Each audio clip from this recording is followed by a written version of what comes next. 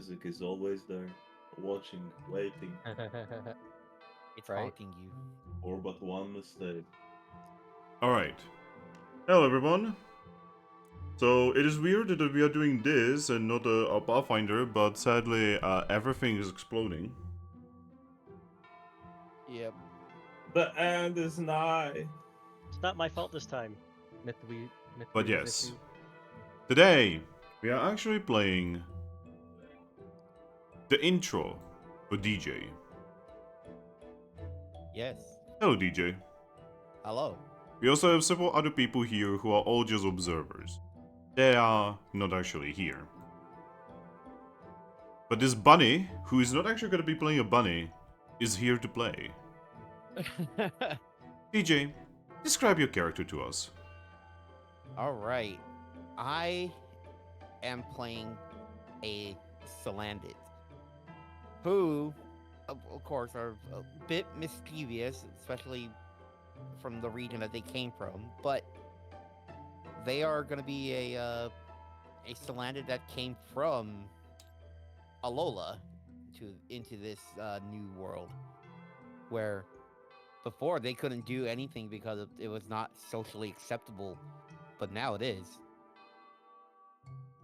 And yeah, they are a bit of I guess that you could say they're a bit of the like tricksy side, maybe like the nefarious kind. And yeah, they are also a bit of an hybrid. Well, at least the PMD version of them is a Salandit that has a bit of Seviper traits to it. More along where the tail is the actual like Seviper blade, and then like on the underside of the belly it has like the gold diamonds that would be on a Seviper. You will have to slice someone at some point, my dude. I'm gonna have to learn the HM cut now. There will be slicing, and if there's not gonna be slicing in your future, I'm kicking you out of the campaign. No, that's gonna be one of her things, just to go and get either cut, fury swipe, anything that has to do with like that kind of stuff. But yes, Yeah. DJ, Yes. your character is about to enter the world of Pokemon, but a different world of Pokemon, one that they are not familiar with. They're gonna be entering a wild, inhospitable place. Very dissimilar to that from which they come. They're gonna have to learn how to survive in a complicated network of social interactions where everything on some level wants to dominate another thing. Mm-hmm. Either through brutality, or through money, or through power. Put your piece on the table.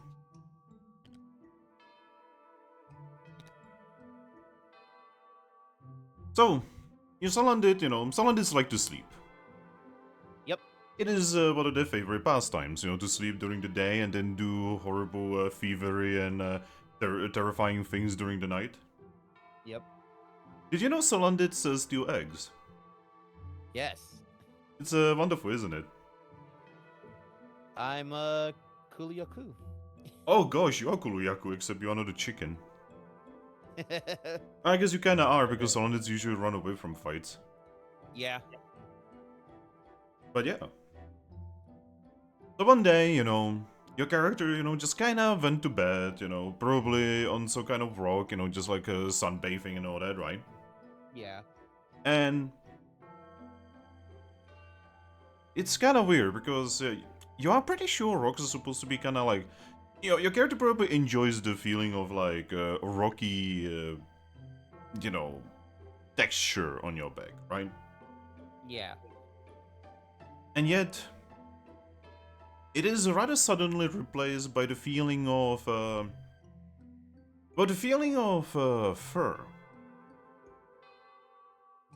Hmm. The softness of fur. And also the smell of ocean. I mean, I mean, coming from an island, the smell of the ocean wouldn't be that far off, but Well, you know where Salandits usually are in Alola, right? yeah, I know where they are. But I mean, since it's still an island, the smell of the Would the smell of the ocean go all the way to the volcanic area? Would it it not be would. defeated by the sulfur? No, actually, it does not. Unless you get to the actual crater of it, you can smell the ocean from going up the mountains. Because I've actually been to like Hawaii to like Diamond Head, which is the main mountain, and when we were going up it, we could smell like that salty sea air like all the way up there until we got to the mouth of it. All right. But he would still she would still definitely feel a strange sensation of like, you know, the rocky feeling being replaced by soft fur that smells weirdly akin to Eevees. Yeah, that would be a bit odd. And I feel like once they actually start catching that scent, they would start to like, well, do like what Salandits do is like kind of get up because that could mean danger. All right. So, yes, Salandit. Salandits have incredibly good vision in darkness, Yep. according to the anime. Like, so good that it makes the Noctowls, unless it puts them to shame. Hmm. And you can find yourself inside a tiny cave. Barely big enough to... Basically, what I'm trying to say is you could not fit a Nidoking in this. Heck, you could not fit, like... I'm pretty sure you would have Nidorino. trouble putting a Grovyle in here. Yeah. You can see that there's two rugs here. You know, tiny rugs. You know, like basically like in front of your door kind of rugs, right? Yeah, welcome mats. On which there's a lot of items. And your character was sleeping on what appears to be... essentially furs. Really nice furs. They still have tails attached, by the way. And you can definitely tell these were Eevees. Oh, I'm sleeping on a rug on skinned Eevees. Now, the Yeah, important thing is, you don't recognize any of this. Hmm.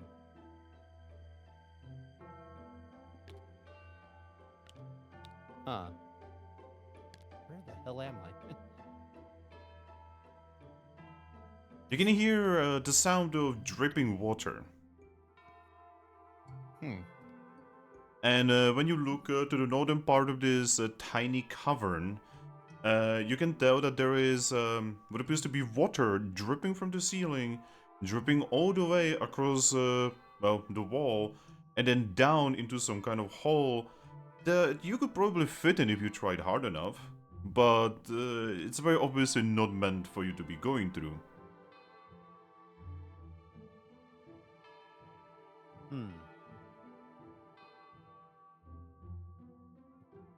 Yep.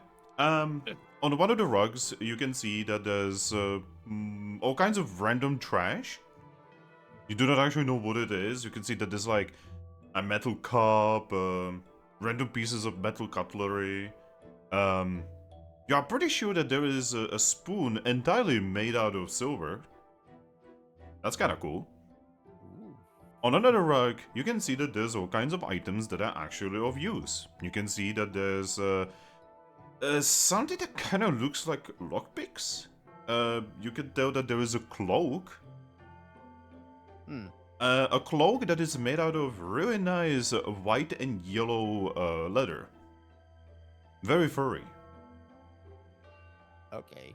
You can also see that there is what appears to be an armband that is yellow and has a strange symbol on it that kind of looks like waviness?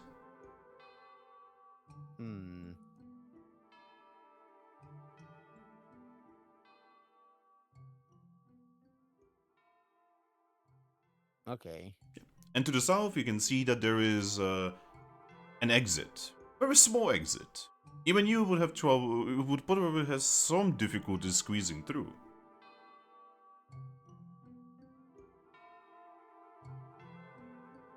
Hmm.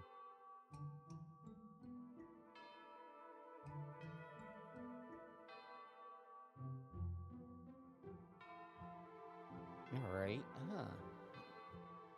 I guess uh my Salandit would be getting up to kind of like looking around a little better. As you look See if I can hear. around, you can feel something hitting your chest that is wrapped around your neck. Kind of looks down. You At have a it. necklace. Huh.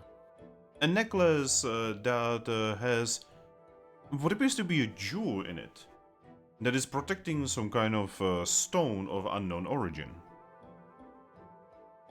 Okay. You can see that on the jewel part there's something scratched into it, some kind of language, but you've never seen this language. Definitely not the language Alolans use. Yeah.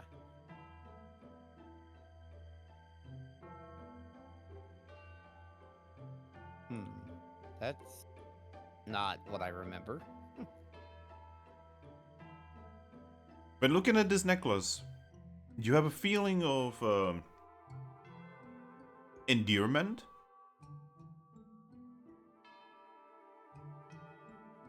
Hmm. It's like this item is very important to you, but you do not know why, as you've never seen it before. Do I catch like a scent of any Pokemon coming off of it? No. Okay.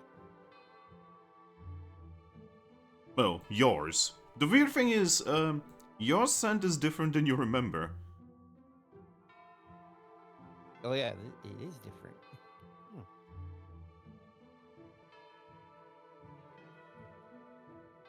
Hmm. All right. Well, I guess after checking out like the area, they would kind of go towards the entrance of this little cave. Alright? Like I said, it would be a little bit of a tight squeeze, but you are pretty sure you can squeeze through this. It's almost like you did it many times in the past, but this is the first time you are here. I got the muscle memory, but I don't know what it's from. Indeed. But yeah, I'll try to slip through. Alright. So it is a little bit of, again, a little bit of a tight squeeze. You slip through it, it takes you about a minute. And then everything is dark on the other side, and you are face to face with the most horrifying sight of your life. On the other hand, on the other end, you can see Giratina himself I'm sorry, what? looking down on you, opening his mouth and eating you. And then you come to, and you realize you've never actually squeezed through the hole. And you hear a laughing behind you. Like, kind of flipping around, like, what the hell is that? You can see a candle Pokemon. Who is laughing? What the fuck? The hell was that thing? Huh? Oh gosh, you should have seen yourself. Huh? Are you okay? You usually take this much better than this. Just looking at the candle, was like, huh? Well, I was just sleeping and I had like a weird dream, and now I'm this. Huh, usually you don't have many dreams. I know, I usually peruse all of them.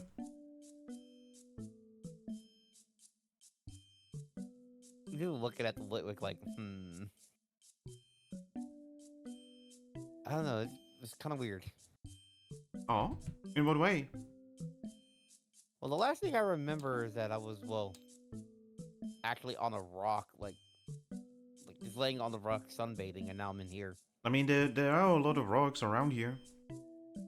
Yeah, but I distinctly remember I was outside. I mean, You kinda have to go outside in order to enjoy a good rock. Are you okay? I yeah, I think I am. I might be just losing it. Well, I hope you are not losing it because, well, we have the big, we have the big heist. During the heist, like they would raise their eyes, like eyebrow, like a heist, huh? Mm-hmm. You know, the one we were preparing for, like, what, an entire cycle at this point? Hmm. Right. We need to make our master really happy. Our master. Mm-hmm. Right. Uh. Hmm. You know, do we have all the stuff that we really need? I mean, I scouted out the area. I know when they have the least guards. Hmm. Yeah, it's just a little bit difficult. They have the thing protected against ghosts. I always hate when they do that. But I guess you know, in Sandstone you kind of have to do that when you have something precious. Otherwise, I could just go in and take it. Hmm. Like in my mind, I'm trying to think like if I've never heard of never heard of a place called Sandstone. And just But yeah, I think tonight is gonna be the best time to go. They just have that one Charmeleon there.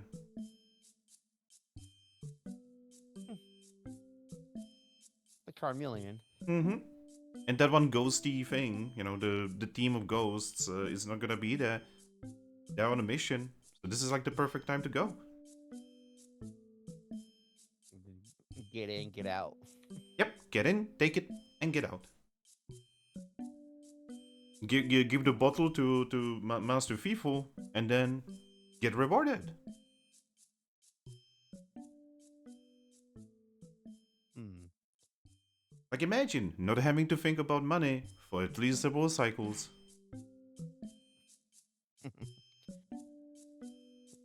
There's a kind of a bit of a grin like on the face, like, yep, we can do whatever we want with the money.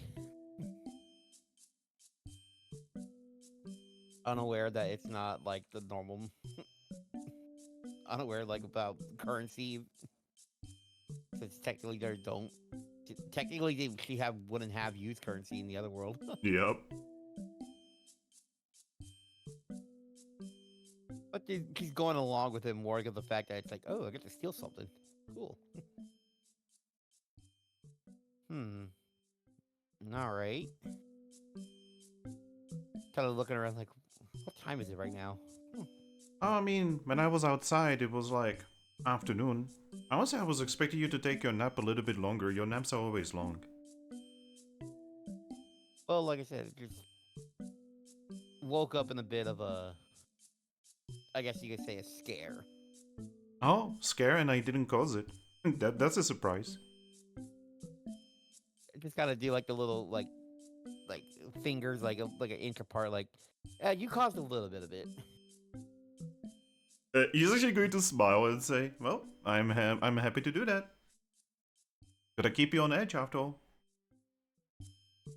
Yeah, get too complacent, you end up making mistakes. Yep, you don't wanna end up in a Houndoom's mouth. Or what you were earlier. Oh, you mean Master Giratina? Yes. Yeah. Don't worry, you're gonna see him one day. You think so? Every Pokemon sees Giratina at least once in their life. Hmm. It's just us ghost types we usually see him more than that. Yeah, I mean. Hmm. Well, I guess yeah. One day I'll see him. Yep. Maybe you're gonna turn into a wonderful ghost, and then we will be friends forever. Okay.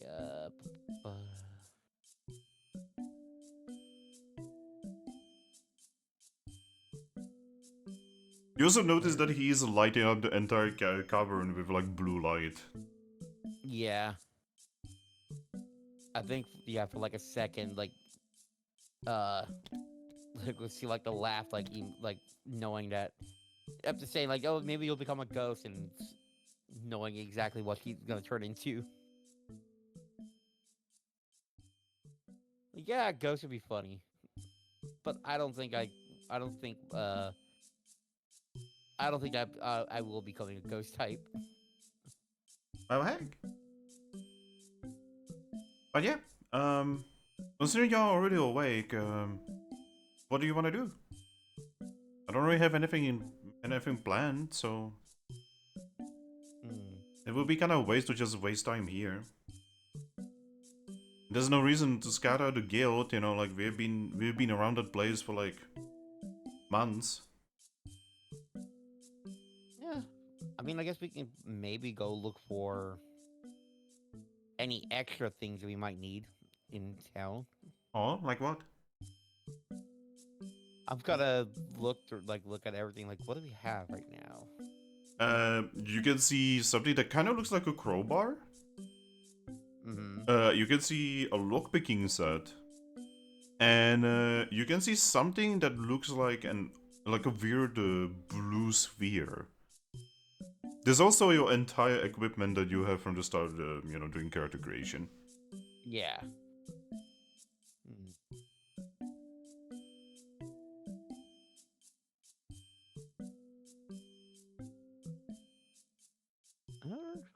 Actually, just looking at stuff like actually, well, shit. Actually, we think we actually might have everything. Oh gosh, you just swore. Hmm. You just swore. Just does like the handshake in front of it. It's fine. It's fine. I don't think I've ever heard you swearing. That's actually really cute. It looks like. I mean, you do have to keep up an appearance at some point. Oh, I mean, kind of place yourself like, I am a Salandit, I so don't. we got to keep our appearance. So, I'll be completely honest. I actually don't know what that means because you're the first Salandit I ever worked with. hmm. Well, guess you. Well, then you should know. We Salandits try to keep a certain air about us. Oh then. But yeah, once we get to the guild, once it's night, we are gonna have to deal with that Charmeleon. Mm-hmm. You don't want to fight him, by the way. He's a diamond level. Hmm. He would probably kick all of our butts. You already had a plan, so just do whatever you were planning to do. I can Hmm. just go. I can just go through the wall, so don't worry about me. Yeah.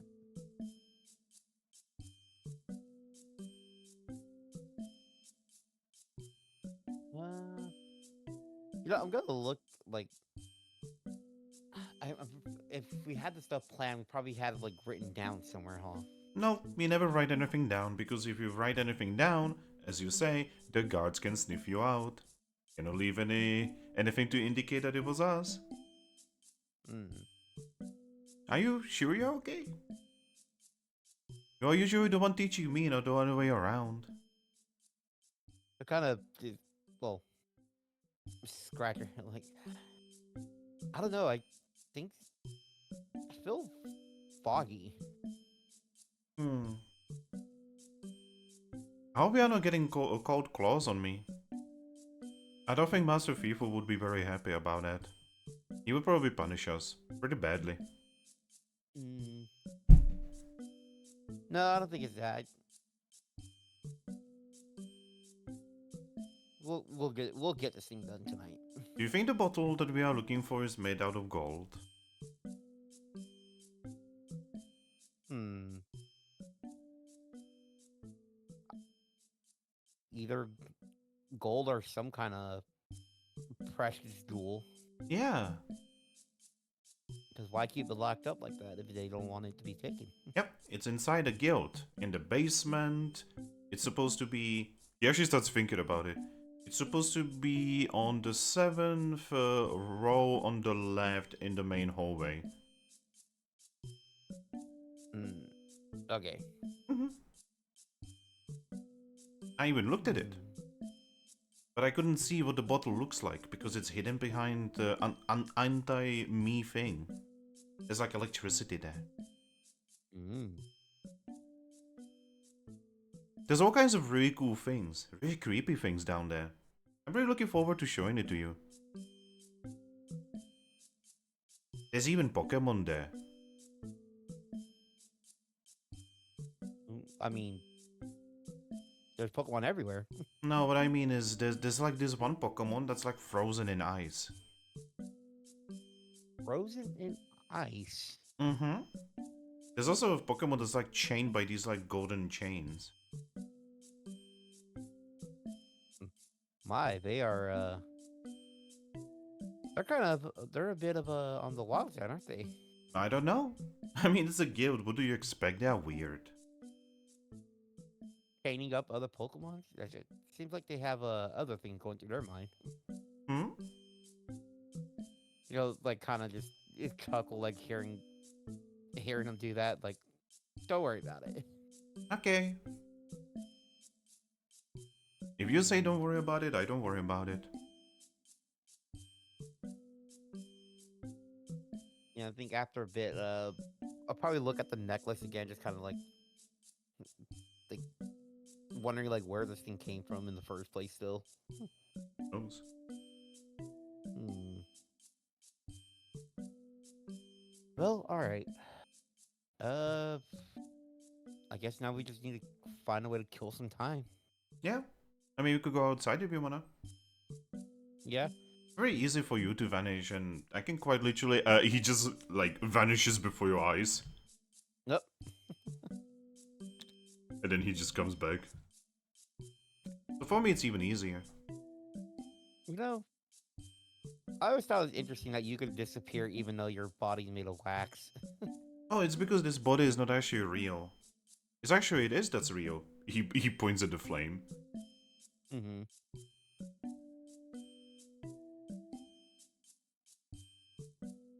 Like, you ghost types sure have a different way of life. Yep. You could even say that it's a different kind of unlife. But yeah, let's head in and just head into town and kind of kill time there. Alright. And he just goes through a wall. Yep. Just watching him like slip through. I'm like, and I'll go through the little entrance area. And this time it takes much less time. It's almost like someone was, doing some weird stuff there. But yeah, you just have to push away what appears to be a barrel, and you slip into. Oh god, it's so hot outside. The sun. Oh god. So your character was used to Alola, right? Which is Hawaii, Yeah. essentially. You Yeah. essentially just walk into whatever the Ore region is based off. Okay. Yeah, we're like this is in more of a desert. Yes. So you realize you just walked out of what appears to be a massive freaking wall. Like, a wall that towers up so much that you're pretty sure that you will never be able to climb this. Hmm. And right in front of you as you, leave is some kind of structure made out of sandstone that has music and talking and laughing coming out of it. Just looking up at it like, huh. Yep. Right in front of you, you can see Purloin, who just kind of looks at you as you slip out of the wall, and she just shakes her head and rolls her eyes, and just continues reading what appears to be newspaper. All right. And you suddenly feel something touch your back from behind you. Yeah, I get that shiver, but then I quickly turn around. As you turn around, you see Litwick go, "Oh, God. you're already tense." You know, it just when you a random goat when you do have like a ghost kind of touch you, you feel like that tingle up your spine. I mean, I know, that's why I do it. Yeah, that's why I kind of turned around like quick. Alright, Striker.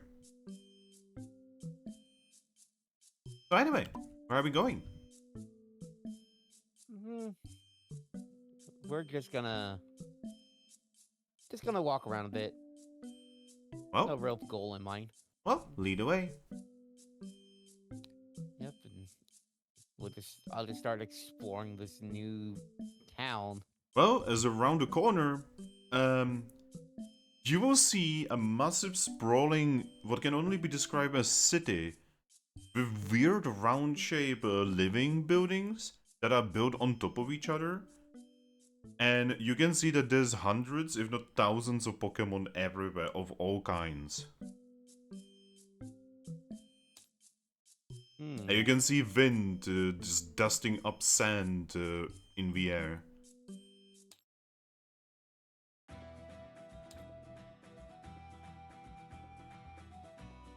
DJ, your character doesn't recognize this place whatsoever. How is your character with big crowds?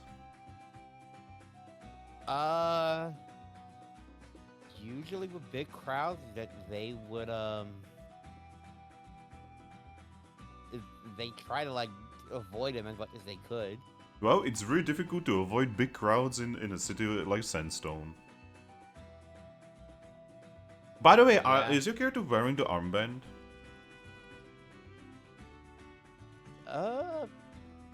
I think they would keep that hidden for now.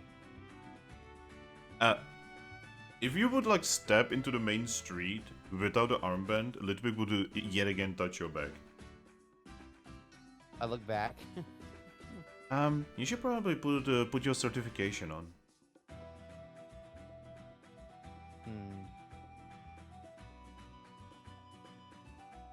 Don't wanna get caught by the guards. Right. Yeah, then she'll slip it on then. It feels weirdly normal to have it on. Got an armband now, this necklace I've never seen before. But yeah, you see all kinds of buildings. You see just massive Pokemon. You just walk down the street. You know, like scary looking Pokemon, normal looking Pokemon. You see, like actually outside of what appears to be some kind of trading district, and there's lots of stalls and such with all kinds of Pokemon trading and bartering and being very loud at each other, either in an aggressive manner or in a friendly manner. You can see some Pokemon just like having rugs out and doing some kind of weird entertainment thing. You can even see Pokemon dancing.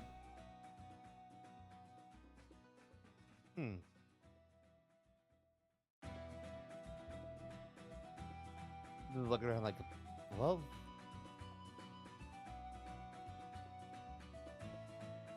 you know, there's something I've always wondered. If Pokemon from the the mainline like series, would they actually know where they're like the name of the place they're from? I mean, that depends on how intelligent the Pokemon is. Yeah. I'm pretty sure Vaz mentioned the psychic types are actually so more intelligent than humans. Yeah, I know the psychic type probably would, but I wonder, like, would a Salandit know that they're from a place called, like, Akala Island? But... Well, I am pretty sure, like, trained Pokemon would know. Yeah. And I imagine Salandits would know, considering they need to be at least a little bit intelligent so that, like, they don't get caught. Or at least the female ones, definitely. Yeah, so she probably would know, like, this is definitely not the volcano that she came from. Oh, absolutely fucking not, yeah. The most greenery you see is random palm trees. Hmm.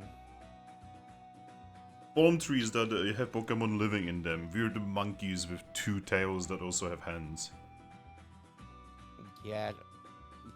She's just used to Mankeys and stuff, not that. Yeah, there's because you're from Alola, your character would be seeing all kinds of Pokemon she has never even heard of.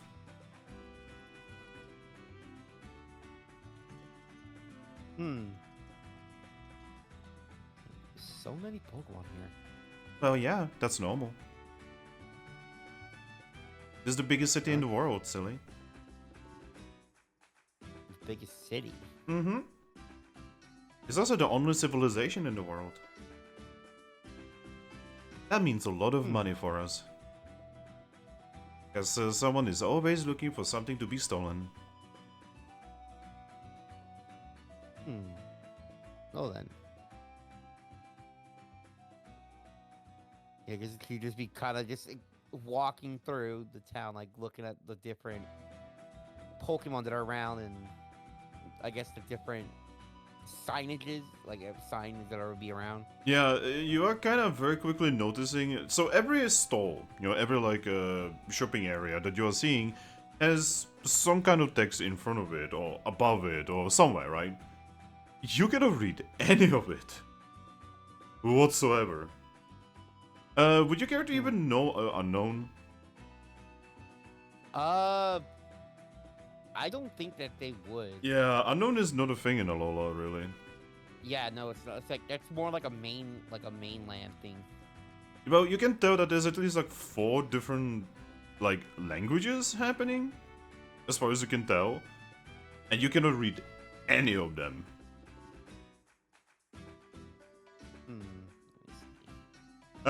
As we're just kind of walking around, you would see what appears to be an Abra just kind of levitating above a rug, and you see a cup levitating towards you. And just looks at the cup and looks at the Abra. The Abra is not even looking at you. There's something written on the cup. I look at the cup, but I'm like,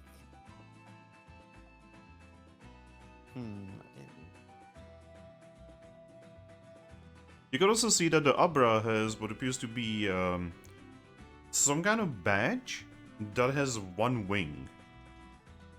It's made out of some kind of like very grayish metal.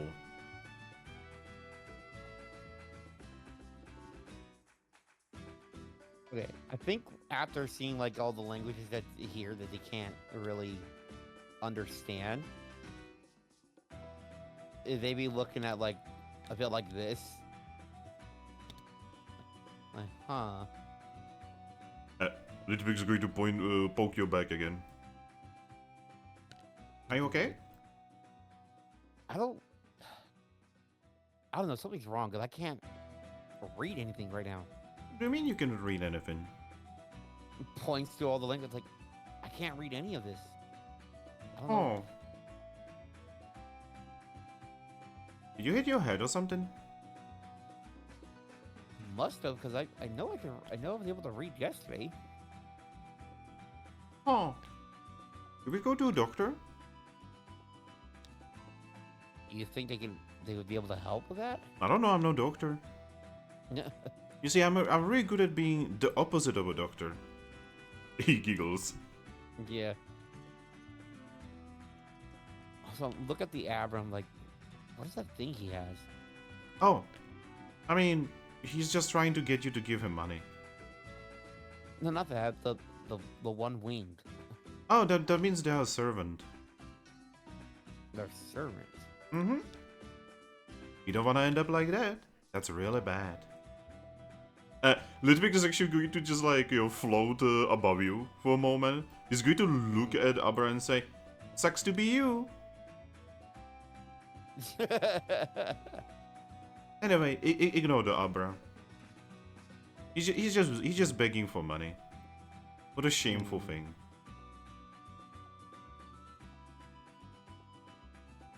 Nothing. Yeah, it just kind of looks like. Yeah, because nothing ever comes to you for free. Exactly. Expecting free things without any effort is really silly. And then looking at it, it's like, yeah, I mean, he is a psychic type too, so Yep, he can probably read our minds. probably. In that case, I hope he can read the fact that I don't care about him at all. You know, I'm wondering, like, if the average does read them, like, what they're gonna see. Just looking at them, like, Anyway, we should probably move on, otherwise this guy is gonna start shoving that cup into our butts. yeah, let's keep going. Gonna change back to normal. Alright. You're just gonna you're just walking in a random direction, right? Yeah. Alright, roll me a d10. Because you guys don't have a map yet, so... Yeah. Taking a sip of water and. Well, I did both of them, but 9. 9. Alright. So you're just kind of walking and walking and walking, and... you actually end up in the big living area. Yeah, so basically in Sandstone, they have these round buildings, right? Yeah. That essentially have smaller and smaller and small floors on top of each other. Right? Okay. With like apartments on the inside and, you know, like the doors in these like round buildings, right? That means like neighbors live on top of neighbors, and the higher up you are, the nicer the apartments look. Yeah, you can definitely see that there's a big distinction between the lowest level and the highest level. With the highest level even having, you know, railings on the bridges and such. Or even guards in front of their apartments. Also, you're kinda noticing something very strange. The Pokemon here are wearing clothes. Wearing clothes. Yeah. Usually robes or any kind of dresses or even what one would describe as ponchos, really. And you're definitely noticing a big amount of those armbands that you have. Most Pokemon have them somewhere on their body. Either in the form of a necklace or on their paws or anything like that. Even Litwick has it. I guess what might indicate that we're free, I guess, in quotation marks. Yep. And every now and then you will also see that there are Pokemon who have that one-winged badge thing. And you can definitely tell that those stick to the, you know, Pokemon with the yellow armbands.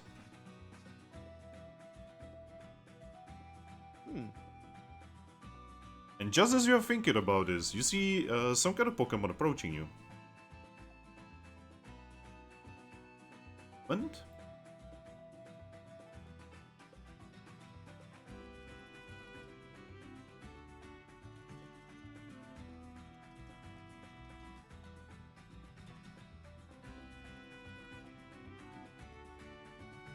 You didn't have them spawned, that's a mistake on my part.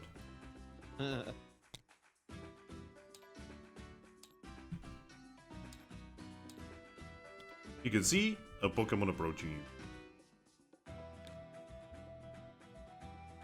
Hey, that's actually a familiar face for me. Yeah. The Pokemon looks at you and says, "Oh." The Pokemon walks all the way to you and says, "Warm days." Warm days? Huh. Just looking at Litwick, like, kind of like side-eye Litwick a little bit. Litwick actually looks confused at you. Huh. I'm sorry, she's not doing well. Warmer still. Alright, are you alright, Salandit? I don't know, honestly. Uh, Like, the Pokemon suddenly starts looking worried at you. yeah. Are you sure you're okay? I must have hit my head. 'Cause there's like I can't read anything. I can't remember anything. I don't know what's Oh. going on. Maybe you should go to a healer. Maybe. Anyway, I just wanted to thank you for the brew. The brew. Mm-hmm. The one that you delivered a week ago. It's very difficult to catch you, by the way. I mean, it'd be kind of bad if I did get caught. So. What do you mean? Literally just like taps your back and said, and just like makes like a motion with his hand, just like psst. Yep. I look. We are not actually supposed to be talking about that. Yeah. Don't worry about it. You say so. You know what? I probably should go see a healer. Can you? Well, I mean, if you're gonna go to see the healer, just... Oh, I hope you have enough Pokesh for it.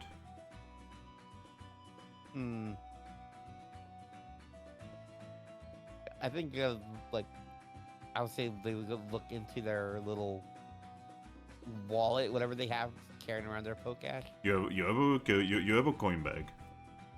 Yep, I look and I'm like, it kind of counts a little bit.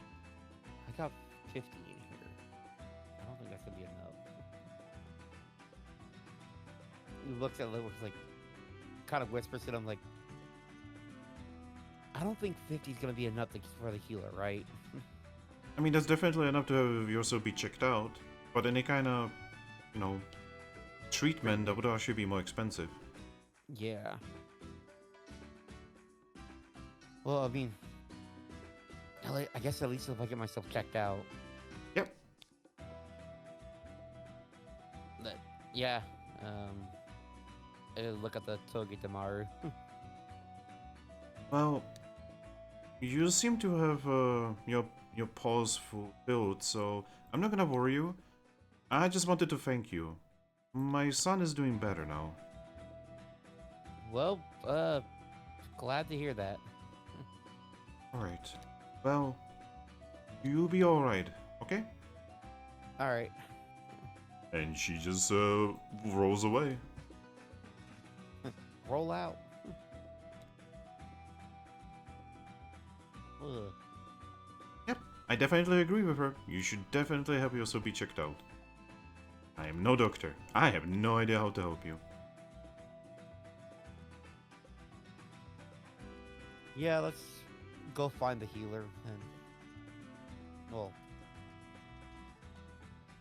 and I'm kind of looking around like, okay, now where the hell is they? Okay, you are definitely not doing well. We go to the healer quite a lot.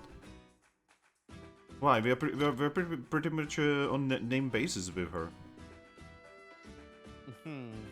Oh, we are not, but we might as well, considering how often we are there. Yeah. Well, mostly you. You're really bad at not getting yourself wounded. I'm scratching their head like, oh boy. I guess it was only a matter of time before you had some kind of, he just, points his little hand at your head. Permanent damage? I guess. That. Anyway, One I of should those times probably lead you, correct? Please. Okie dokie. Well, follow me. And he just like hops.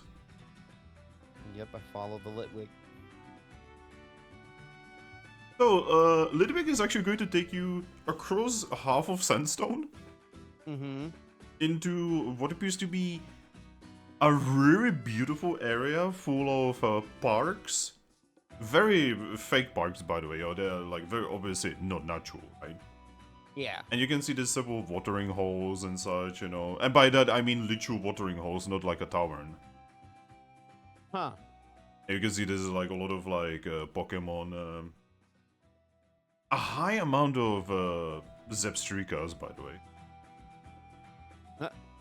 And he actually leads you towards one of the buildings that has a flag in front of it that is actually very pink and has what appears to be another wavy symbol, but different waviness than the one you have on your arm. And Littlebig is just going to look at you and say, well, there you go, just go inside. I cannot really go inside. I'm just gonna wait for Why? you here. Alright. Yeah, I'll head inside to this healer hut. Well, calling it a hut is not exactly correct, as it is actually a proper building. It's essentially a hospital. Huh. Yeah.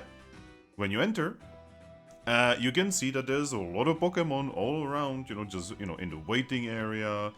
You can see there's Clefairies and such, you know, just like running around. And immediately when you enter, you are gonna hear a voice in your head. I just, like, looking around like, what? Yep, the voice in your head is a female voice that's going to tell you, make sure you leave all of your weapons in the waiting room. No weapons are allowed inside our hospital. Huh. Yeah, I think after hearing that, yeah, she would kind of look around like, do I have anything on me? And then I think for the first time, actually look at their like body and notice the tail. It's kind of difficult to I'm like- leave behind a weapon when your tail is a weapon. Yeah, she like, when the hell when did my body do this? Yeah, that's kind of weird. That wasn't there before. Yeah, You also do have this weird, like, highly poisonous feel to yourself. even more poisonous than normal. Yeah. Huh. But yeah. Would you make your way towards one of the Clefairies? Yes. Alright.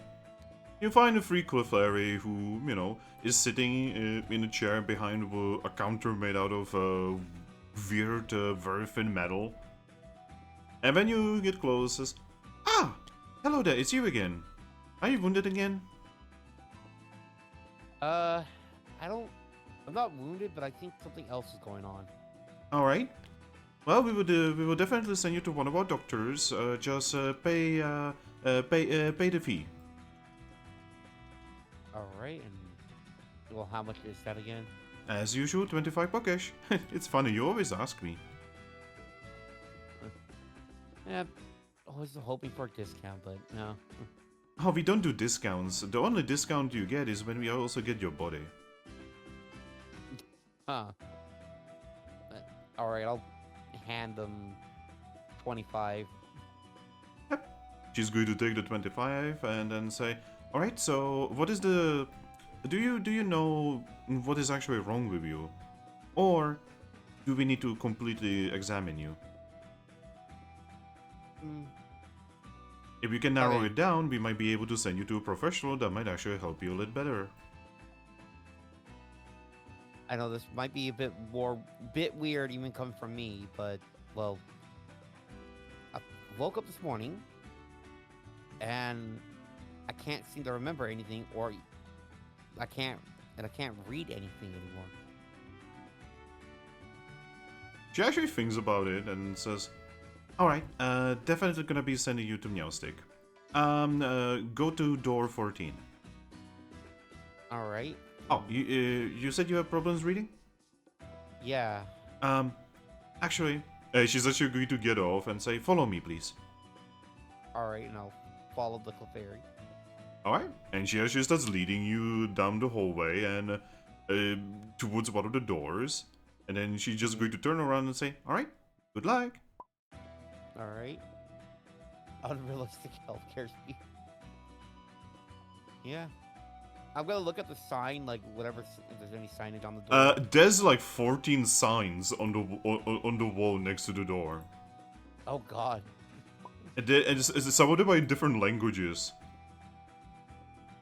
And a lot of them have like a paw print on them, like actual paw print, like a signage essentially. Like looking, I was like, well, I'm gonna assume all of this says meow stick in different languages, but I don't know what they mean. But yeah, then I'll. No, you see, Frag, this is not free healthcare, so it's actually fast. Good point, good point. I had to pay $25 in order to get. You literally had to pay 25 bucks. Alright. Alright, then it's not expensive enough for the speed. Alright, you enter, right? Yep. In your head, you're gonna feel an extreme pressure of hearing a male voice saying, "Please sit down at a chair." Yep. I will take a seat, but like after I feel the pressure in my head, I just oh God. Oh. Well, you probably should have informed me that you're a poison type. I would not actually be using my psychic powers. Kind of sudden. Anyway, what can I do for you? Well, I can't remember anything. Ah, amnesia. Or like I can't remember anything. I'm looking at the like sign and I can't even read them anymore. That is a very strange amnesia. Yeah, May I I know I was able to read them yesterday. May I peruse your mind? Sure. It will probably hurt. I mean, no pain, no gain, I guess. Indeed. I will also be able to read your memories. Okay. Alright. Yeah. He is just going to extend his arm towards you. And then you're gonna... So if the previous thing was like a pressure, now you can feel what could only be described as a dentist drill inside your head. Ah. Oh, ow. By the way, I am straight up reading this. I'm straight up reading this how it's described in the manga. Yeah. That sounds painful. Yes. The drill has hit a nerve, yeah, basically. God damn it, Thrak. Yeah. This process will take about 4 minutes. And afterwards, the Meowstick is going to nod to himself and say, "Oh, alright, I understand now." Kind of just holding my head, like, after that, like, oh God. He's actually going to put it down what appears to be a little bit of dry herbs on a piece of paper, and he's going to slide it towards you and say, "For 10 Pokesh, I can solve your pain." Hey, what is even going on? Hmm? Okay, you solved the pain, but what did you see? I think it would be better for you to solve the pain first. Oh boy. Yep, he's gonna, I guess, give the 10 Pokesh for the pain. Yeah, will you eat the herb? Yeah. Alright, you eat it. It's disgusting. Oh god, it's horrible. Oh god. Blech. It's so dry. It's the bitter herb from Johto. Actually, yes. But your pain is gone. Oh. Not only that, if you had any kind of damage, you're fully healed. Okay. Alright.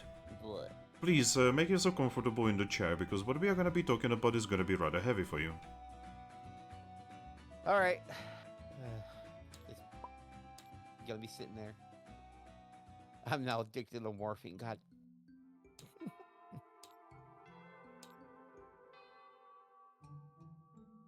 Serious time.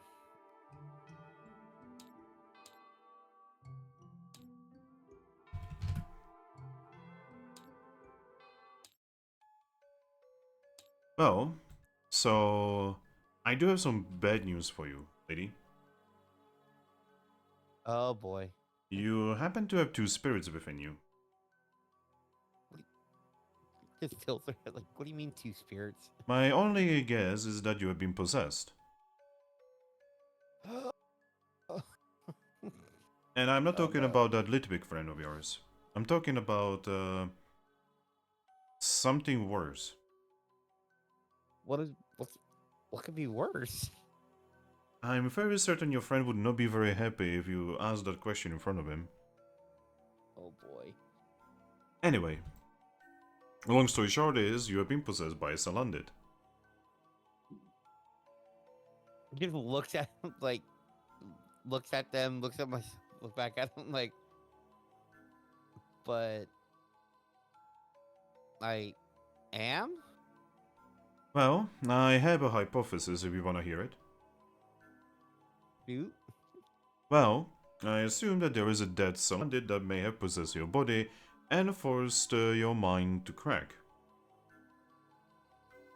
Huh. Though that is just a hypothesis. I cannot actually communicate with spirits.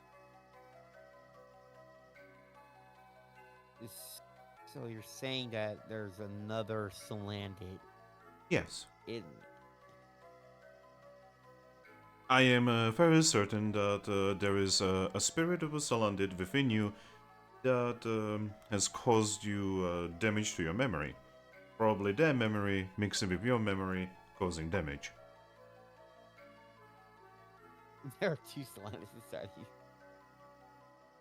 Huh. There is also Yeah. a possibility that it is actually you.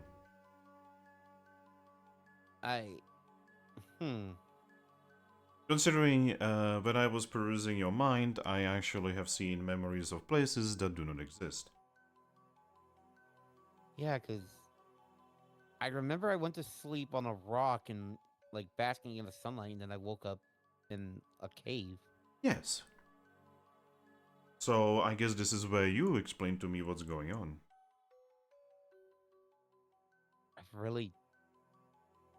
That's what I'm trying to figure out, because I'm, like, I mean, you kind of saw, like, where I was before, Yes, and then, the fauna and flora of the area that you were in kind of reminds me of an entirely different continent. Very, very far away from here, across the surrounded sea and the eternal ocean. yeah, if I remember right, well, I guess you would know too now because of what you saw in my memories. I'm pretty sure I heard the humans there calling it a kala, is where I was from. Well, you see, the problem with that is I do not actually know what a human is. And yet you have very distinct memory of this Pokemon species known as human. Yeah, they were giant things that walked on 2 legs. He looks at himself. I mean, with no fur or anything either. Or I mean, I've seen it. I can tell that you are not lying. I'm just saying that he's going to start levitating a lot of pieces of paper, right, above him. And you can see that he has basically reports on every single Pokemon species possible, right? yeah. And as he goes through them, you can tell that there is no human recorded. Yeah, this is very odd. Indeed. Anyway, my name is Meowstick. We've never actually seen each other. He actually extends his paw. She will reach out and, well, shake his, and, well, I guess either both ways I'm Salandit. Alright. I am a therapist in Sandstone. One of the two. My colleague is, well, she's not actually available right now. She's currently solving an issue of a stolen heart. Quite literally. I'm about to say literally or metaphorically, but you just Literally. answer that. You see, the local guild actually uses her quite a lot in order to resolve certain interrogations. Anyway, that is not something that you should worry about. You should worry about the fact that there are 2 Salandits within you, and one of them is most likely a spirit. You have been possessed. And it could also be that you are the one possessing, which is probably the very likely thing. So, one, I would like to ask you to leave the body, as the Salandit within you is well, currently dreaming, Huh. as far as I can tell. Again, this is not exactly part of my expertise. I'm just honestly throwing guesses right now. I can sense two Alright. auras within, which is extremely unusual. No one should be able to do that. 2 auras. Yes. You are probably not aware as a Salandit, but aura is your life energy. It is your life force. It is what allows us to use moves. It is what allows me to do this. He just says, levitating the papers. Huh.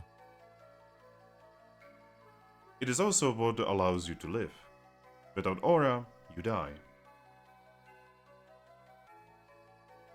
And okay, does aura have like a distinct shape or look to it? Yes, it has shape, it has color, it has everything you would imagine. And every Then- Pokemon has extremely distinct aura. That's why it is very easy to recognize auras for instance, for Lucarios. And what are mine, apparently? I cannot tell you the color, but I can tell you the shape. Yours is like a thorn. Like a thorn on a cactus. Okay. A thorn.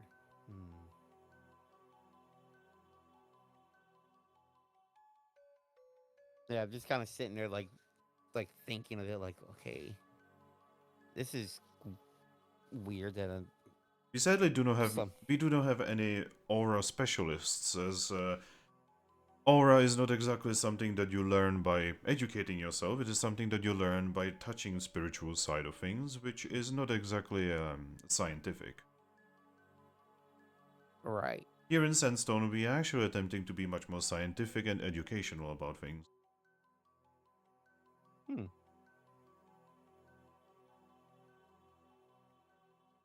Anyway, I will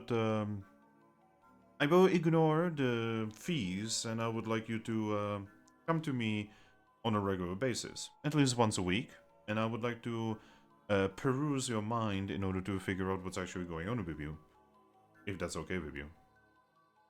I mean, it's better than nothing. Alright, in that case, here you go. He gives you a card. I'll take the card.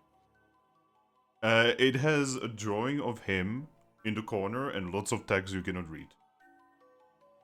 If you show this to any of the Clefairies in the lobby, they will let you in without having to pay a fee.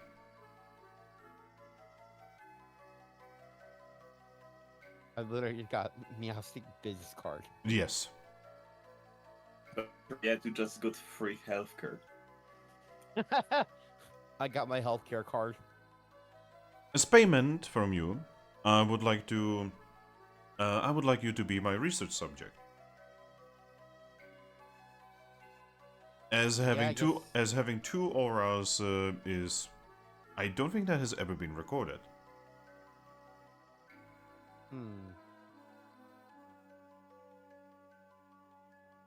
And what do I get out of it?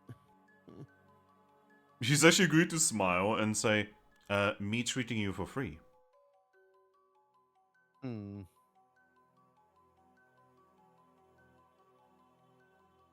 I guess they will kind of like they will just like kind of laugh. Like I get, yeah, I guess you could have seen that coming. Ah, in that case, we can forget about the 300 Pokesh bill. Kind of face gotta go pale, like, oh god. They looks at the wall like, yep, only having 15 Pokecash in there now. Yes, Oh. medical attention can be a little bit pricey here in Sandstone. I mean, this is all new to me anyway, since as you saw, like, that didn't exist for me, at least back where I came from. Now, I do need to warn you, while I do not entirely care about your existence, I do care about you as a subject. Mm-hmm. and you have found yourself in an entirely different place. You are most likely from the grass continent. And things are very different here than there. The grass continent. Yes, that is what your memory indicated. Hmm. And things are not as calm here. You will have to be very wary. I would also recommend finding someone you can trust and finding some kind of big group to protect you. If I may recommend? I mean, you're the professional here. I am not a professional in the means of fighting. That's why I am here, educated. I'm too important for anyone to attack me. I have basically created the best possible protection one can create. The protection of being important. Right. Anyway, you on the other paw, you should probably join the local guild. You seem to be a fighting type. And not by, typing, but actually the kind that enjoys the idea of fighting someone. Join the guild. Yes. The guild allows Pokemon to join as associates, and then when you join as associates, you will do a couple missions, and then you will join proper. I can write down a letter of recommendation for the Toxic Rogue to maybe ignore any of your past crimes that the Salandit within you may have committed, and give you an open door to the guild. Hmm. So I can only do that for you, not for your friend. So you will probably have to ditch that ghost. To be honest, it is a ghost, so who even cares? You kind of just looking at the Meowstic. By the way, he said that completely, like, not even any vitriol, literally just matter-of-factly. It's just that same blank face is what I said. Yep. Just. Would you like me to write this letter of recommendation for you? Yeah, sure. Alright. He's just going to levitate over a blank piece of paper. And after about 5 minutes, he's done writing it and he's gonna offer it to you.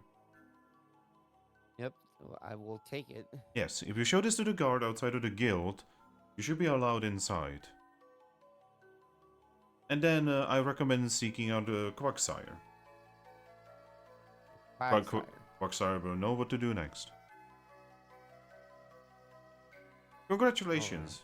With this, you might be able to leave behind whatever life of crime you were doing before this.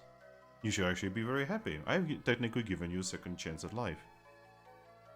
That you never had, because this was not your body. Yeah, she'll kind of, like, snicker a bit of the fact of saying, like, and having a new chance in life, and, like, kind of get out of the life of crime. Yeah, we'll see about that. And all I want for this is for you to come here every week so that I can check you over and see any kind of changes to your body, to your mind, and once I actually get someone to check it, to your aura. All right. Wonderful. He extends his paw again. Yeah, I'll just shake the Meowstic's hand. Alright. Well, in that case, we are done here. And, yep, I'll get up out of my chair and head out.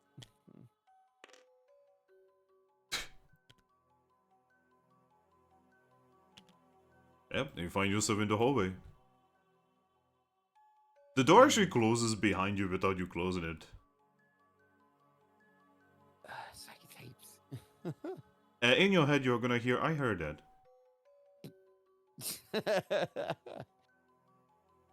Yep, and I'll start heading down the hall with the way I came in.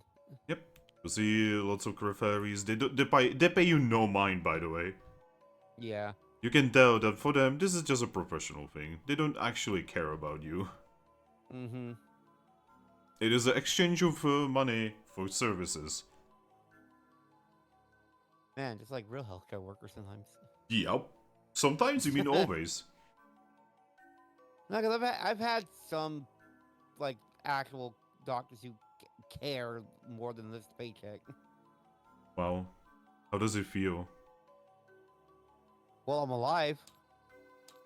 But yeah. Eventually leave the hospital. And right outside, you can see Litwick waiting for you. Hey there, are you fixed? It kind of comes like, I guess. Oh. Can you read this? Yeah, he pulls out a sign. I'll look at it, but like, obviously I can't. Nope, you cannot read it. Yep, I just shake my head. Oh. Wait, so they didn't help But- you at all? I mean, I learned some things that I didn't know before, but yeah. Gosh. How we didn't give them any money? I mean, besides the basic feed. Gosh. So they basically stole from you. I'm gonna set the entire building on fire. Don't do that. But we may want to look around. Like maybe we could go somewhere a little more private right now. Okay, I mean, we can go back home. Yeah, I think we should do that for now. Okay. You need me to lead you? Better safe than sorry. Alright. Yeah, he's just going to lead you back to that little hidden hole in the wall that you're calling home. Yeah. And he just goes through the wall again. Just zoop. You, on the other hand, you do need to, just wiggle in. I gotta squeeze. Like a lizard. Good thing you're so smooth. Mm-hmm. But by the light, you can tell that, he's already waiting for you inside. So, what did you find out? Well,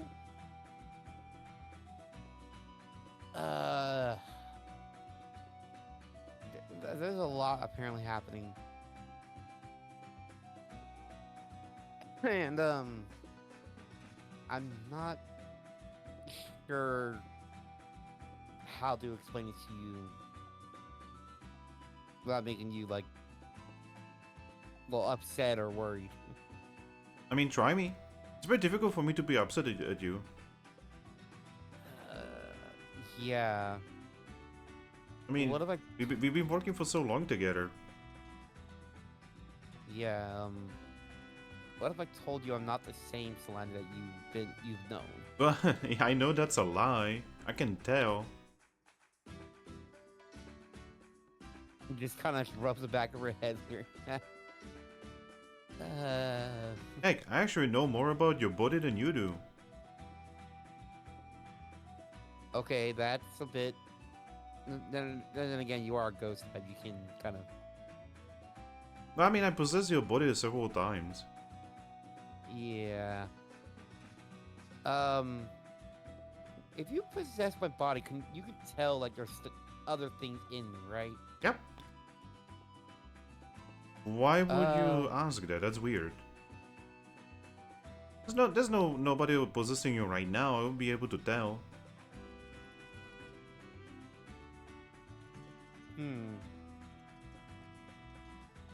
I mean, if you want to, I can just try. I mean, if you do, you promise not to get upset if it doesn't work. I mean, are you gonna be upset? Last time you were upset. I think because I'm agreeing to it, I won't be. Like, So when you say it like that, right? mm-hmm. He is actually going to have this expression. Moment. Oh my gosh, you're awesome! You're actually asking me to possess you now. uh, I love possessing Pokemon. well, good luck with it. More like good luck to you. So, Yeah. are you okay with it? No take backsies. Yes, I'm okay with it. Well, here goes nothing. And then he enters you. And you have this horrifying feeling of being both way too cold and way too warm at the same time. Even though it's like I'm part fire type, I'm like, Oh, it's like it's like not fire, it's more like a fever. yeah, it's like. And an yet you're illness. cold as well. I'm clammy. You suddenly are moving your paws against your will. Oh. And you can definitely feel your body is wrong. This is weird. You start picking your nose. Hey. You then put it in your mouth. Ew. Start spitting like. Will you stop that? You start moving. It's literally like someone actually puppeting your body. Oh god. Eventually, you actually quite literally run up the ceiling of this tiny cavern. Nope. And then you jump down. You Oh, roll God. on your back. You start rolling. Yeah. I was like, Litwick. And eventually, the feeling is gone. As Litbig Amazing. leaves your body. Wow, that was awesome. Ugh. We need to do this more often. Looked at like the nose one. That was unnecessary. Well, I'm sorry, I wanted to know what you taste like. Ew. You know, I cannot actually taste anything, you know. Yeah. I actually kind of want to possess you and go eat food and such. Not right now. Anyway, so this is a little bit scary, but you are actually possessed. Yeah. Yep. And I'm not talking about me. I'm talking about another that is within you. Another Salandit. Yep, definitely another Salandit. Yeah. Now, I cannot tell, like, what kind of Salandit or whatever, right? But I can tell there are two Salandits within you. Yeah, that's kind of what Meowstick said too. But that's kind of awesome! I've never possessed a body that had another spirit possessing the body. This is amazing. I didn't even know that's possible. And as for what they're saying, that well, they at least think me talking to you right now. The one who's talking is the one who's possessing. Whoa. But I'm not a ghost type. Okay. So could you leave? I don't know how if I can. Oh, you just have to really focus about, like, not being in the body. That's what I usually do. Just close Well- your eyes and really focus on leaving the body. Let's see.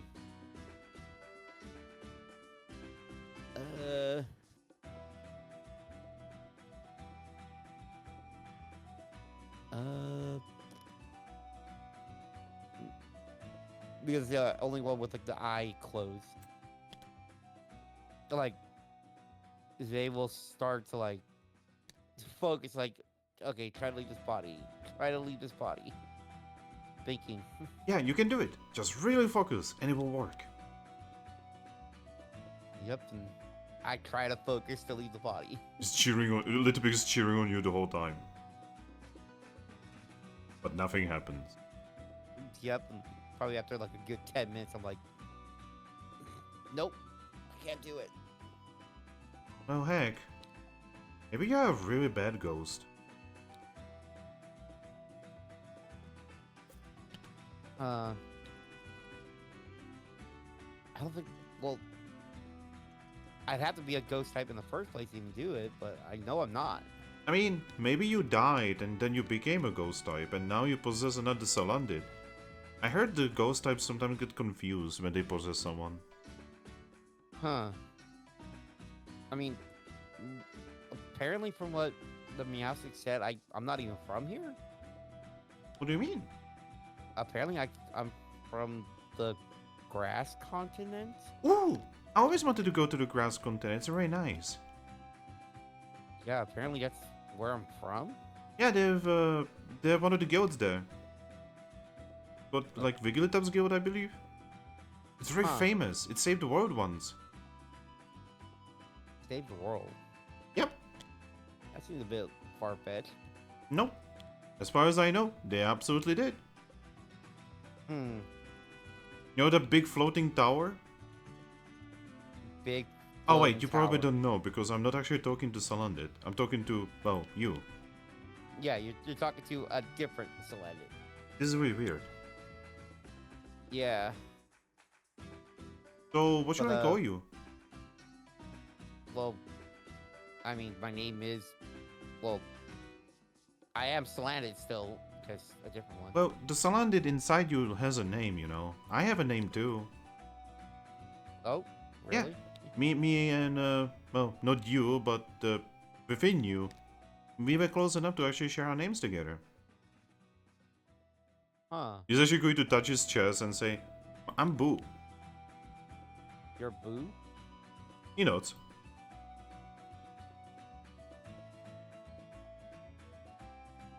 Alright. So, what is your name? Uh.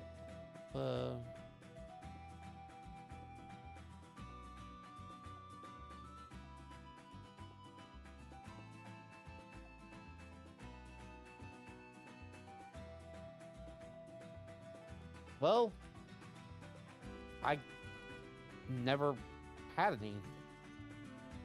Well, that's weird. You need to have some kind of name. How do you distinguish yourself between all of the different Salandits? You kind of like just thinks about like, how did we do that? I guess we just could tell each other apart. Like, my name is just I was just called Salandit. That was it. Yeah, see, I knew something was weird with you when, you know, you woke up and you didn't complain about the heat. I mean, You also didn't wear the cloak. Something's weird with you. And then now I know why.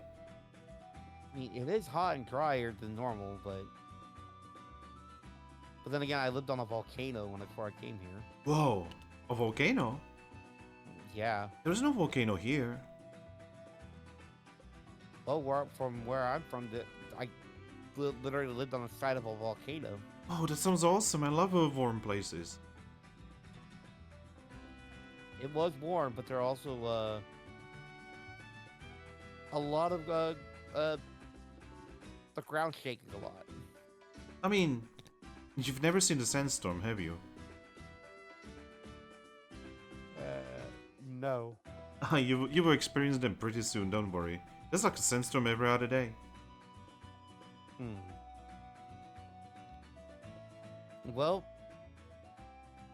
oh yeah, I guess if you know the names, like what was kind of points to me, like what was their name? Yours? Yeah, I'm not gonna tell you. That's personal. I mean, you told me yours. Well, he actually looks away. Shucks. Alright. You know, it's kind of difficult not to realize that you are not the Salandit I used to know for many cycles now. Mm-hmm. You see, we have been partners in crime for a long time. He kind of looks around the room like I could tell. Indeed. We are working for our boss. We are calling him Master Fearful. He's the leader of the black market. Black markets. Mm-hmm. Hmm. You know? Kind of chuckles. You know, that's not very much different from what I used to do. Really? Yep, and kind of like, I mean, back in my home, like when nightfall came, I'd always sneak into like these towns and steal things from unsuspecting Pokemon. Well, you see, we don't actually do stuff like that anymore. We started like that, but now we are doing much bigger. We are doing heists. Like the one that was set for tonight. Mm-hmm. So this one is the biggest one yet. We are gonna be getting to guild. The single most protected place in this entire city. Oh, speaking of that, she's gonna pull out that letter of recommendation, Oh, what do we have there? and so it's like, well, apparently, the Meowstic thought it'd be a good idea for me to, well, join them, quote unquote, and Ew! wrote this. Ew! Imagine joining a guild. Imagine becoming a guildie. They literally hunt Pokemon like us. And they jail us and kill us. What they said is that apparently if I show this to the card, that they'll just let me in. You don't want to do that. They're terrible Pokemon. It looks a little like, but you know what that means, right? I don't know. You have someone on the inside who you can go in and out of without having to get in trouble. Oh, I guess that's kind of smart. And But if I'm there's a problem.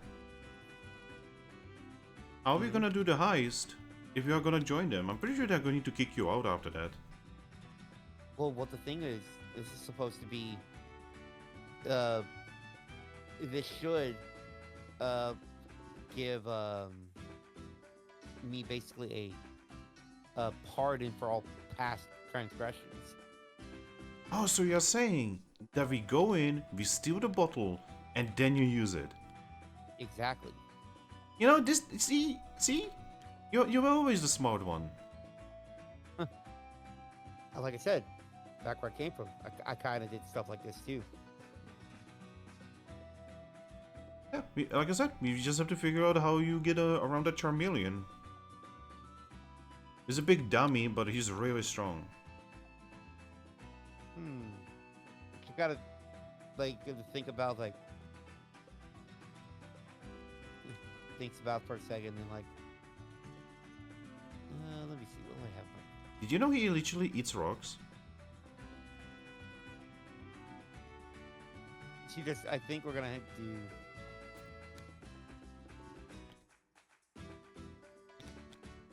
Just, I think I have a plan. Yep, you always do. I can, well, distract them with a bit of charm and allowing you to slip in. Ah, you're gonna be doing that weird thing where you like talk to guys and then you kill them. Well, might not kill this one because it might be good to have a little bit of I guess a pawn in this case. Oh, alright. I will gladly help you out. I mean, once we are inside, I know the way towards the bottle. Yep. And like I said, there's not gonna be too many teams. They've been very busy lately. It will nod and like, yeah. And now we just gotta wait a bit and well, I guess for now I'll be trying to learn a bit more about this place. I mean, I can gladly tell you everything I know. You've been here for several cycles now. Oh, to be honest, I've been here always. But you are new. Ish. Yeah. New-ish. Yeah, you came here from somewhere in the north. You never talk about your home though. Hmm. I know that Well- I know that thing around your neck is from your mom. Looks at the pen and is like, ah. My mother. Or, well, their mother. Yep. Apparently she's a terrible Pokemon. Like really, really terrible Pokemon. Kind of chuckled a bit. So Lazarus do get that reputation. Yep. I've always never met her, but those things on your back, they're from her. Things on my back. Oh, you don't see her back. There's a reason you wear a cloak. So looking around like, do we have a mirror? Yep, there is a mirror. I'm gonna like do the best I can to like look and like push my point my back to the mirror and kind of look behind my shoulder. You can see a weird symbol on your back Hmm. that has been literally like cut and scarred into your back. Carved into the skin. Yup. Ah. I see. That's why the clue. Yep, I know that your plan, or I guess Salandit's plan, this whole time was to evolve so that you get rid of that. Hmm. Alright. I guess that makes sense. You also want to you want to use it for your world domination thing. And I'm really looking forward for you to take over the world. I'm gonna chuckle a bit and like, I guess the Salandit and me are not too different after all. What do you mean? Let's just say I had some lofty goals on my own. Yeah, I'm really looking forward to when I'm gonna be free to scare the entire world. The entire world living in horror every day. It's gonna be perfect. But yeah, I guess now we just wait until that time,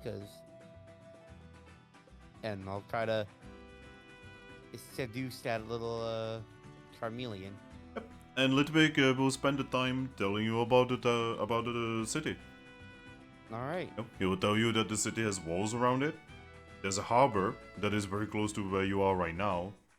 He will tell you that the building in front of your hideout is actually a tavern. You know, where you usually go eat. All right. He will also tell you that sometimes you just randomly vanish and appear like 2 days later.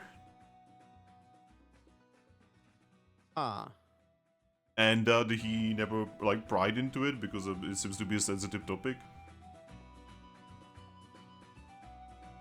Okay. He will also tell you that yeah, you came from really, really, really far away to the north. Like beyond the ocean, far away. So far away to the north, and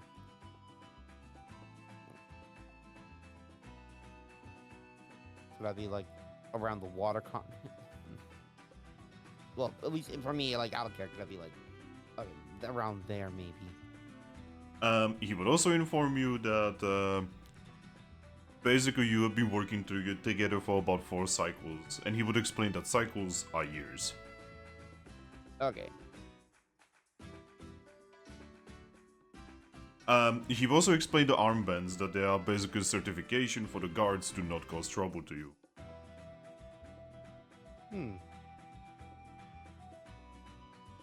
That makes sense now. Why you told me to wear the armband? Because if you don't have the armband, you're like that Abra we saw earlier. Yep. He will also tell you about the guild, and he will tell you about the badges that they have, that you can tell the different guildies apart by the badges. Hmm.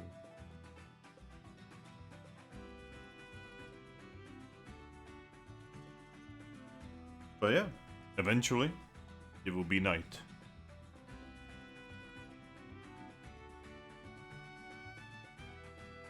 All right. Yep, little bit would just like appear from the ceiling, look at you and say, "It's time."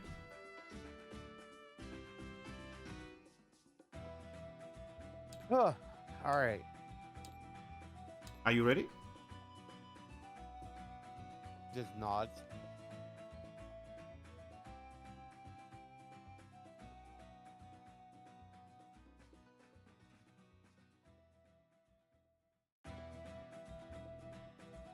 Would be a good music for this. Ice.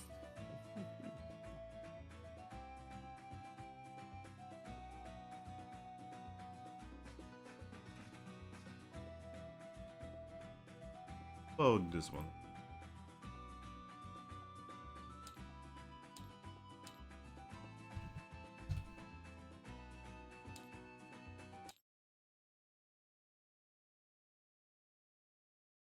They're loading for frag for some reason. Ah, there we go. Whoa. This is the first really difficult dungeon in Super Mystery Dungeon. And Really ironic is. because the most common enemy is actually Litwick in it.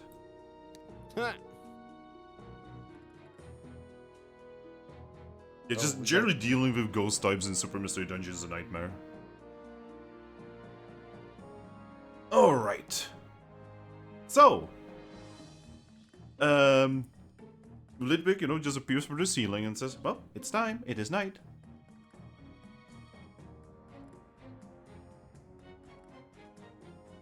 All right. You just have to make Get sure going. you don't get caught. Yep.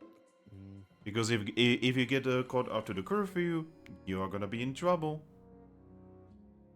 Oh, the curfew. Mm-hmm.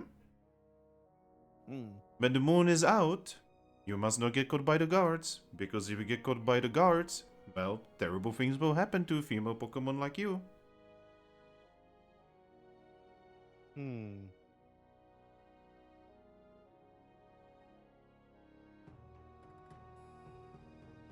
All right.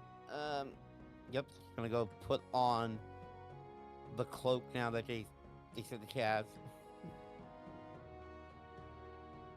Keeps me a bit hidden wearing this. And grabs all the. When you grab it, you actually Mhm. notice it changes color to your colors. Oh. Hmm. I like this. Yep. Apparently you got this from your dad. Long time ago. Hmm. Kind of waves the tail like I guess that's what this. That's where this came from. Hmm? We still show the tail. Yeah, I never asked about the tail. It's very sharp. Hmm. He says poking it. Good for cutting things. Yep. I mean, I saw how well you can cut a Pokemon with it. All right. Yep, have my cloak on, grab my bag and stuff, and yeah, then we'll start sneaking out. Yep. And Head to, exactly as Litwick said. So first things first, he's just going to look at you and say, I'm pretty sure my flame would probably give you away, so I am just going to do the usual. Okay? the usual. And he vanishes. Hmm.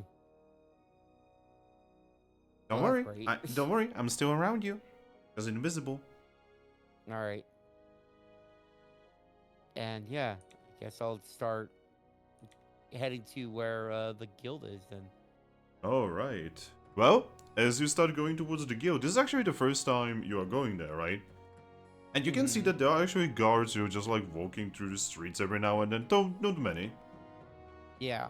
And yeah, these guards have armor and weapons, Oh, they are armed. and usually dragon types. And we are talking powerful dragon types, like in the main center there are two Haxoruses with what appears to be halberds. Axoruses, Gredagons, freaking. Yeah, like like this city doesn't fuck around with the guards. Yeah. There must be something serious going on. They have to enforce a curfew like this. But yeah, you are making your way towards the guild. Litwig is going to be navigating you, and eventually, you see the guild. And the guild looks like a Charizard's mouth, with the eyes literally smoking.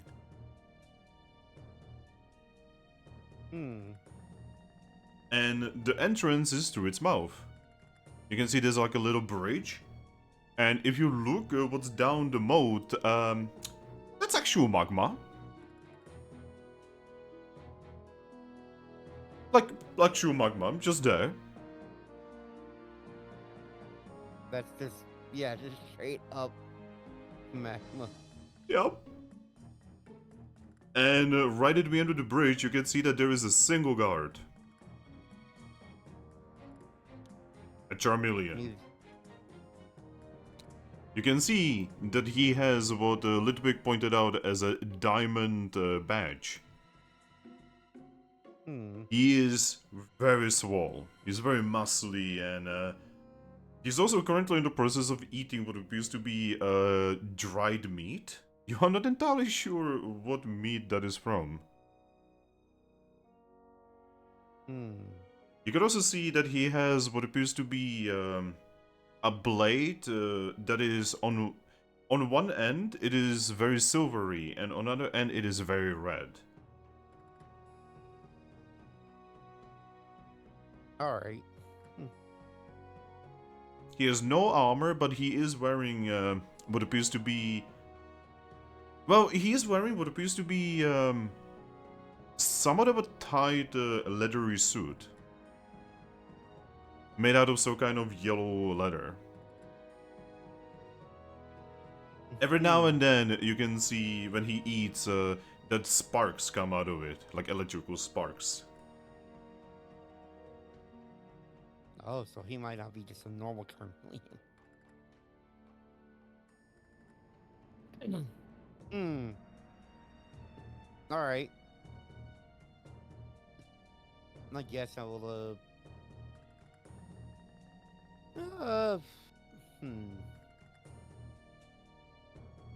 I guess I'll start, like, approaching, but acting like I'm, like, lost. Like, looking around. Alright. Don't know where I'm at.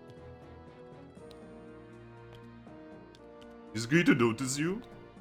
Yeah. And kind of nonchalantly just point at you and say, "Hey, Hi.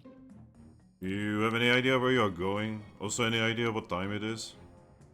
I actually do not know where I'm at. What do I'm you- lost right now. What do you mean you are lost? How do you lose yourself to the guild? Just looks around at this whole place like, do you see how big this place is? Oh yeah. I'm not from here. I don't know where I'm at. He points at your armband. Yeah, I don't know. I just found this. Found this? It's not yours? I mean, just look at it. Like, kind of show the armband. Lady, I need to report you. You're kind of looking like, you know, I don't. Do you really need to do that? Oh yeah, it's literally my job. A well-paid Yeah, job, but- by the way. Yeah, but I'm not hurting anybody. Oh yeah, I mean look at you, you're tiny. Tiny, thin. He then looks you over and abnormal. Like, I just kind of try to look at him like, I'm sure just a big, strong Charmeleon like yourself wouldn't want to get a girl like me in trouble. Roll me persuasion. Persuasion.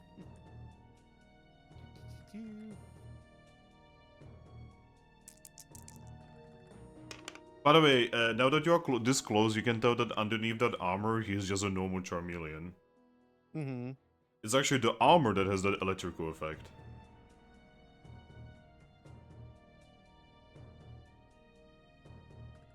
Man, I got lucky. Well, lucky, unlucky kind of thing right now. Holy shit. Exactly. By one. The Fuck. lucky, unlucky thing. He's just going to sigh and say, alright, whatever. You don't seem to be causing any trouble, so you can just leave. I'm not gonna Yeah, report no. you. Just be careful about the guards. If they catch you, it's gonna be really bad. Well, I mean that is there? It. I know this might sound kind of dumb, but is there any place, like, kind of looks at the buildings like, is there anywhere in there that I can maybe, well, restroom? I don't know. I can't really tell where to go. I mean, you cannot really enter our guild without having a bounty for us or being a member, so... That's a shame. Yep. You sure you can't let me in? Because I really need to go. Literally night, most of our teams are currently asleep. Even the officer, she's asleep. The only one who's not asleep is Toxic Rogue himself, and I'm pretty sure you don't have anything to do with him. Toxic Rogue. Yep, my Guildmaster. Biggest badass in this entire city.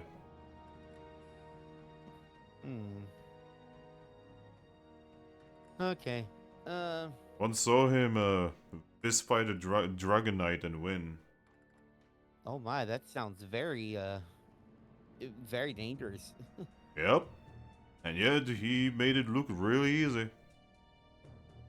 I'm sure someone like that could definitely handle themselves then. Yep. He then gives you headpats and say, nothing for you though, you know. I'm pretty sure you are never even gonna see the guy. Oh, you don't think I could ever meet them? Yep. He's way too important, even I barely saw him. I saw him when I joined and that's about it. Then I saw him when we were fighting the crazy Dragon Knight that just appeared in the middle of the city and started attacking things. Well, that is a shame. I'd love to meet this Toxic Croak. Well, maybe if you try to join us, I guess, but I can imagine what you would be adding to us considering how tiny you are.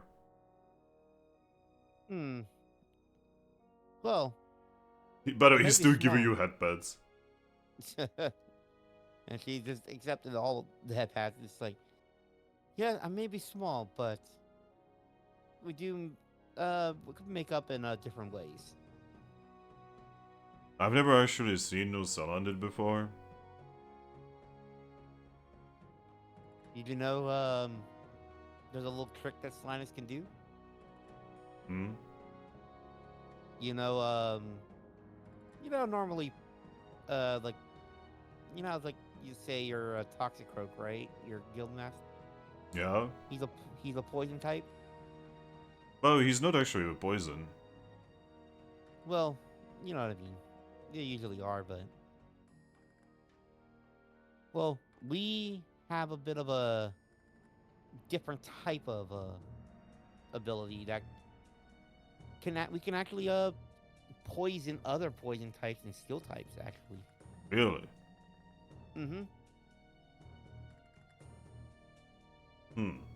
He actually thinks about it. That could actually be pretty useful. I'm sure it would.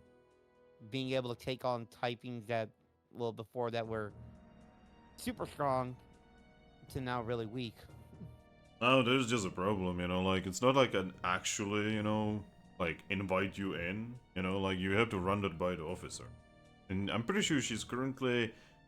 he looks at the sky. I'm pretty sure she has been asleep for at least an hour now.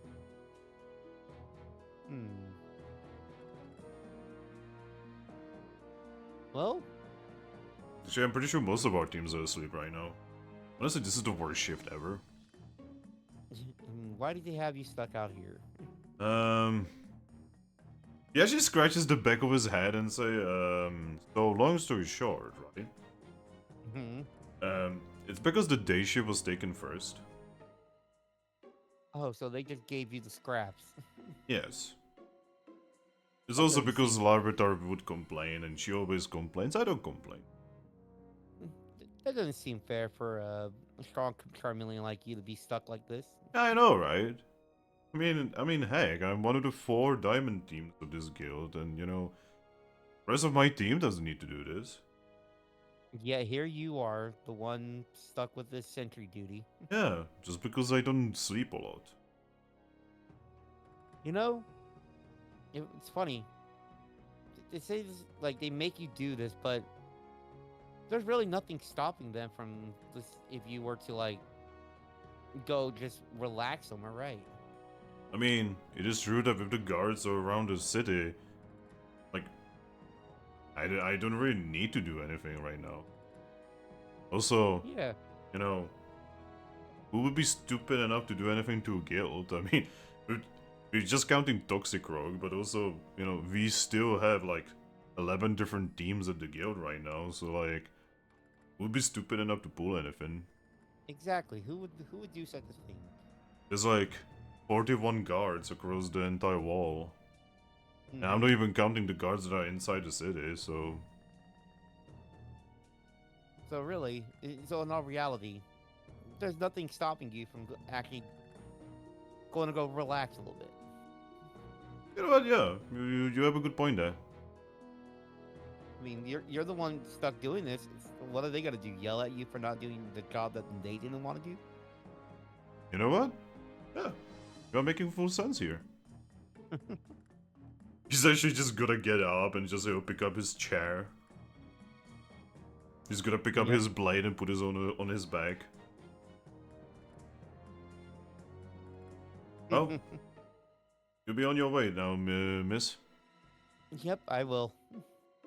Damn, you're just gonna walk back to the guild. Yep, I just watched the Charmeleon just walk back. I'm waving to them. Yeah, he's going to wave at you and you see him just walk upstairs. Yep. Memes.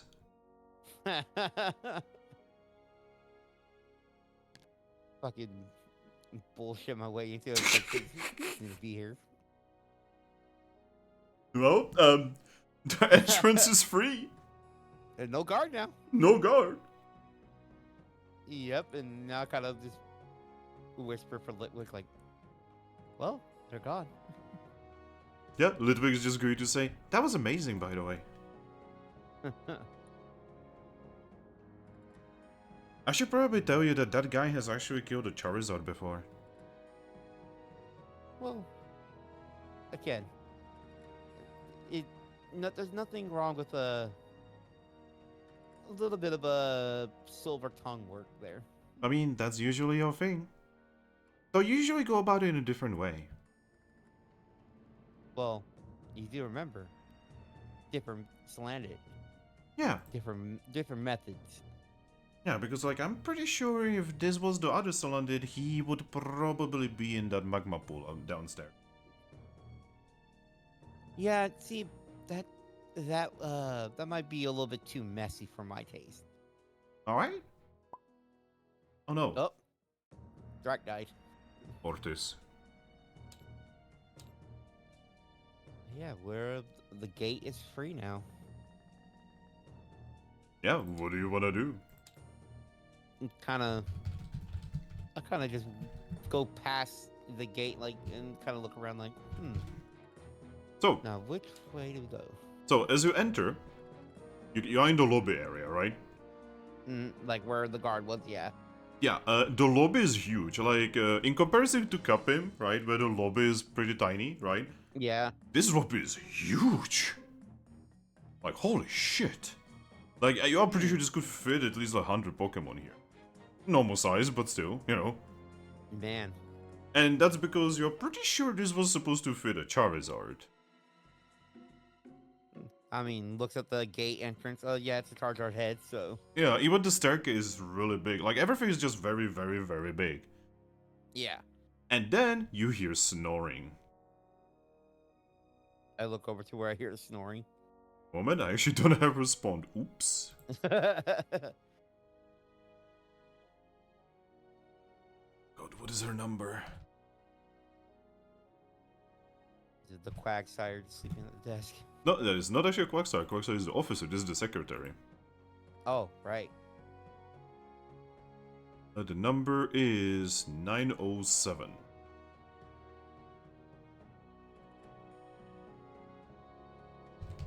There we go. We got one of the later ones.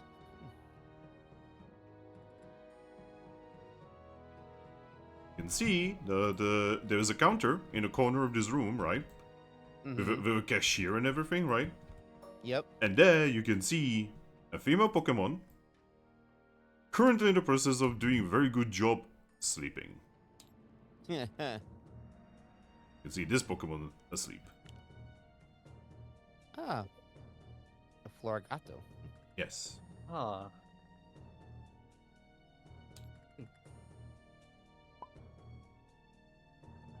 That's what Clover would have. Yeah, if only. Welcome back. E, He died. He died. but I did better. Yeah, I died, but I got better. He got better. But I'm proud of him. she's currently asleep, drooling onto the counter. Like kind of under the breath, like chuckle seeing that, like. Littlebig is going to poke your back again. Yep, and I kind of just look back. He's going to make his hand appear, and he points towards the staircase leading down. Okay, staircase leading down. All right. You will have to roll stealth not to wake up Florigato. Yep. By the way, Florigato only has a gold rank, but you're pretty sure gold is still pretty fucking hard. It is. But all right. I will roll stealth to try to sneak past.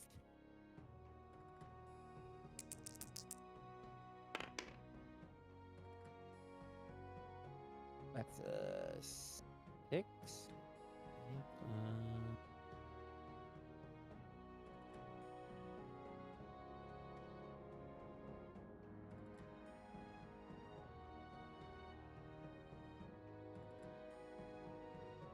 Trying to double check that. Yeah, that is 6, huh?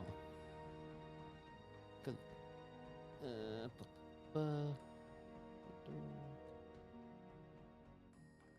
Yeah, it's 6.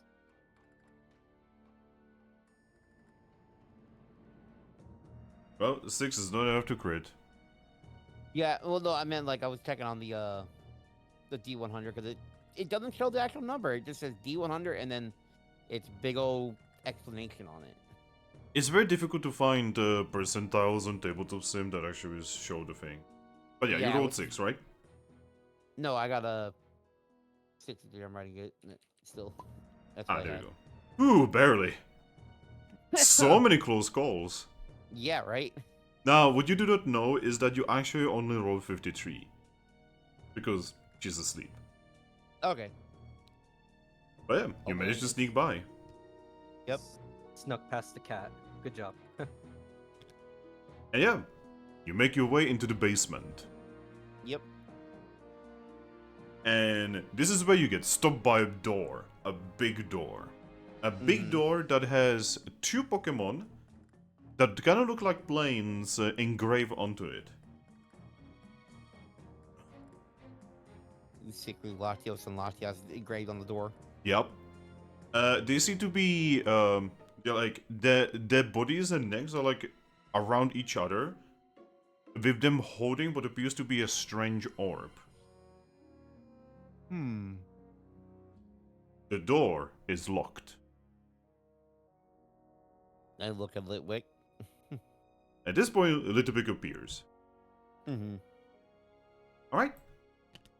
Well, this is where I do my job. And he is going to procure a key A key. and offer it to you. All right, I take the key. Yep, I stole it from the guildmaster when he was drunk. Oh, brave little guy, aren't you? He's going to smile. All right, I'll use the key to open the door. Yep. You basically put the key into the weird round thing. Mm-hmm. And then you hear a complicated set of mechanisms slowly open one by one. Oh, that sounds loud. It is kinda loud. And the door opens. Oh boy. I'm kind of like checking my back, like looking up the stairs to make sure nobody's coming down after hearing. You don't hear door. anyone. Okay. So it looks like we're still good. Oh. Time to be like a mist and go in. Yep, and gotta scurry on in. So, you're going into hallways, right? Mm-hmm. And there are doors that are open, and inside each room you can see something really strange, like a floating book that is being held by chains, and a Pokémon with 3 heads that is also being held by chains. In one room, you will see... would you care to be familiar with different evolutions? Yes, because of there's quite a few of them in the Lola. Yeah, you would see a Glacian being frozen in ice, together with some kind of weird artifact floating about them. Oh god, is that our is that our Sunstruck Glacian? You don't know. You would see all kinds of artifacts, but Litwick would be leading you towards a very specific door, in which you will find a small podium that it has an electrified cage, and inside you can see that there's some kind of bottle that is blue and red, and it seems to be more like a very ornate vase rather than a bottle.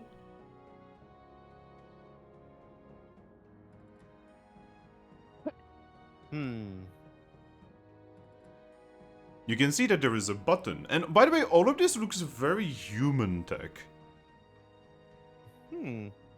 Like, for you, this would be human tech. For Litwick, this is ancient Pokemon tech. Alright. The electricity around the bottle is literally just an electrified fence that you probably had to deal with in Alola. Yeah, to keep out of ranches and stuff. Yep. I'm just saying, when I'm looking at the bottle, does the bottle look like it has a face on it? Yes. God damn it, Finn. But yeah. Litwick's going to look at you and say, alright, there it is. That's exactly what our boss wanted. I'm kind of looking around at the area, like, oh, okay. Yep, and I cannot grab it. That darn cage around it. As ghost types, we cannot go through that. Yep, and I guess I look. Yeah, I try to deactivate the. You can see there is a console, and the console is written in the language that is very similar to the one in Alola. Oh. Now, does your character know that language? I feel like they would understand it because they've been like as a Pokemon like in that area, but like a face suddenly appears on the screen. Mm-hmm. And the face is going to say, "Hello there." Oh. You know that this is a Rotom. Huh. A Rotom. Oh yeah, of course I'm a Rotom. Silly.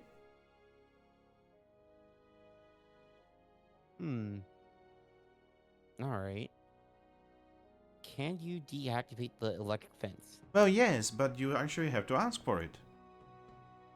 He's actually going to show several words on the screen, and he's just going to say, just pick the correct word, silly.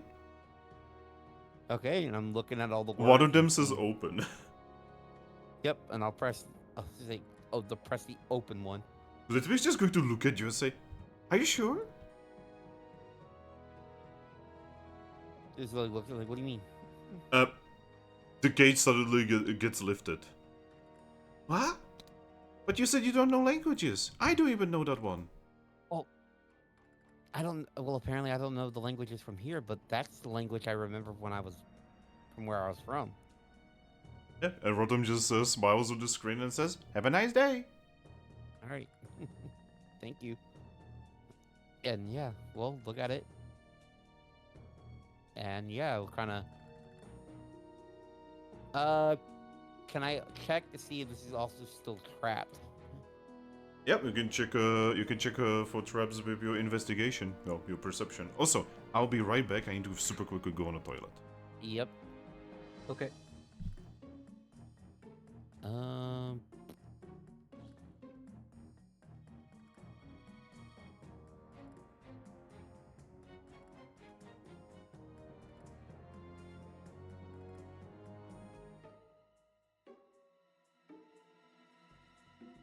So, I don't have a good perception, but it's better than nothing. How much is it? I have a 35. Ah. I mean, yeah, Like- better than 15. I really made her like perception, perform, persuasion, special knowledge of dungeons, and stealth, like with a little bit of athletics. Oh yeah, I bet you're really glad you put a lot into persuasion. I have 75 in persuasion, so It's amazing. 70 perform, 70 stealth, 50 on the athletics, and then then my perception 35. Yeah, let's see if I can get under 35. Hopefully. Nope. Ah. Nope. Ooh, that's bad. So guys, can you believe it? Myth Weavers is still down. Nice. Yeah. That's just terrible.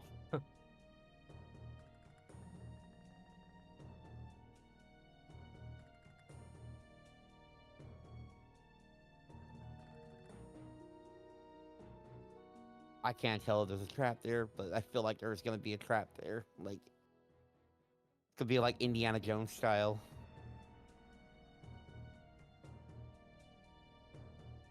Who knows? Maybe you're just paranoid and like there won't be a trap and you'll be Gucci. But I kind of mean- doubt it. With this kind of security, I don't think they wouldn't be that dumb to like not have like a second layer of security. Yeah. But I wonder. Okay, so if I fail this one, I could still use maybe my specialist knowledge to figure it out. But yeah, I'm just gonna put that there for Finn when he comes back.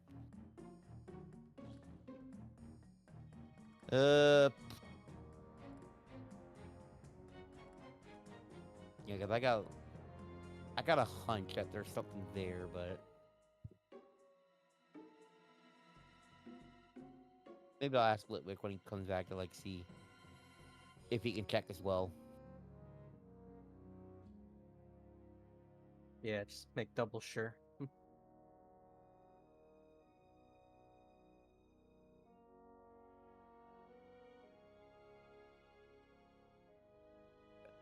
I'll be right back. Alrighty. Ugh. Well, I'll let Finn know. Yep. Thrak, how you doing? I'm doing alright. Yeah, same. Though I am honestly a little bummed we didn't do Pathfinder. Yeah. Alright, I'm back. What did I miss?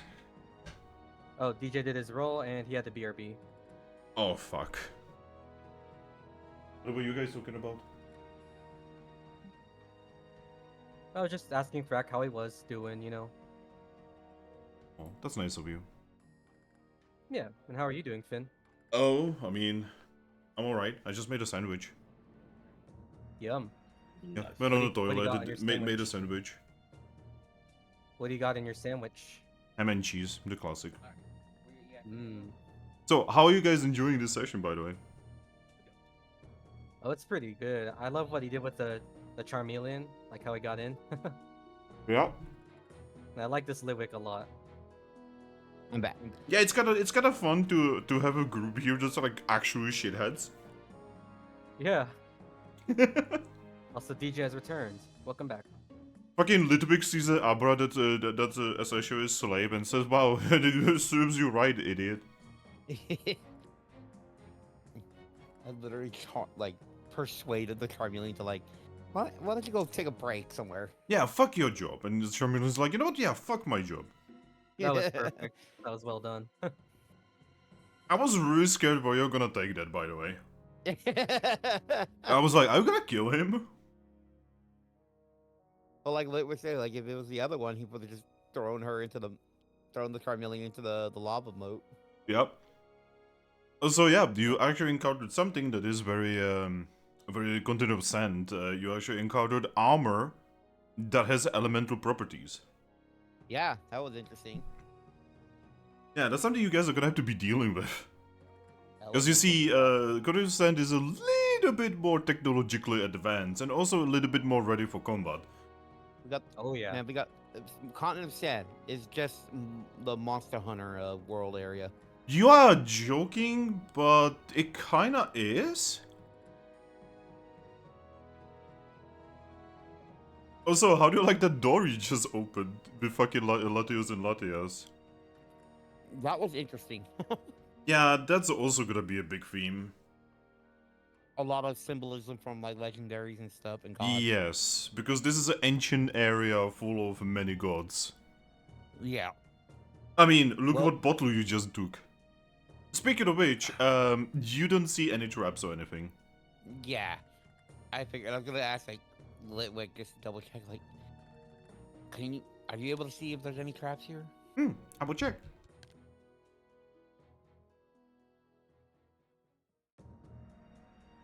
Because if not, I might have backup thing to roll. He looks it over and says, I mean, I don't think there's anything else here. Okay. Could I check?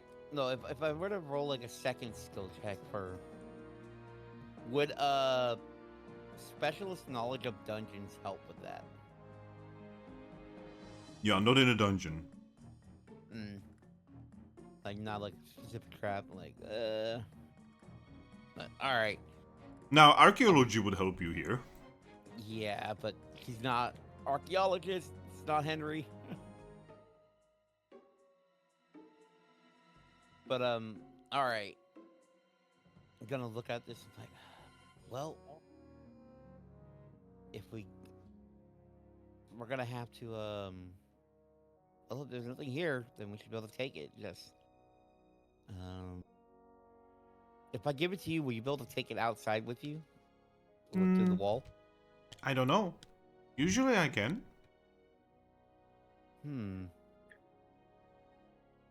Well, if that's, I think the best case thing is to give it to you to see if we can go out the wall with it, so we don't, just in case if something just gets set off, you're able to get it out. Are you gonna be okay? I think I'll be okay. Okay. And yep, he just like hops over and grabs the bottle. Yep. And then, he just hops down. Look, I have it. Okay. Now quickly get outside with it. Go through the walls. You promise you're gonna be okay, right? Yeah, I'll be fine. Okay. And he just vanishes, and you are pretty sure he eventually goes through the wall. Yep, he's got the bottle with him.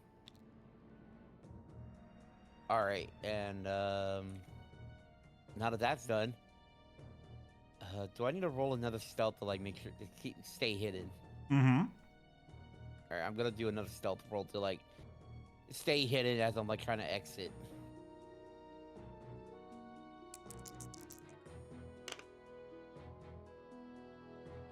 Ooh yeah, that's a definitely. That's pretty good. Yeah, that is definitely good.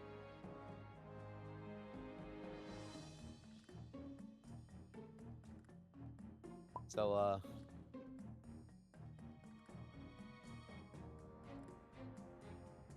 got a 22. So, I do have some bad news for you, DJ. Mm-hmm. It doesn't actually matter. Oh, Because Yeah, I had a when you feeling. turn around, you're pretty sure you are like stealthing and such, right? mm-hmm. But then when you get into the main hallway, you suddenly get this weird feeling of everything's terrible. This like crisis feeling. Mm-hmm. And at the end of the hallway, you're gonna see that there's a figure waiting for you. I'm gonna bet. Hmm. And the figure looks like this. If I say is it froggy in nature? No. Moment. It actually looks like this.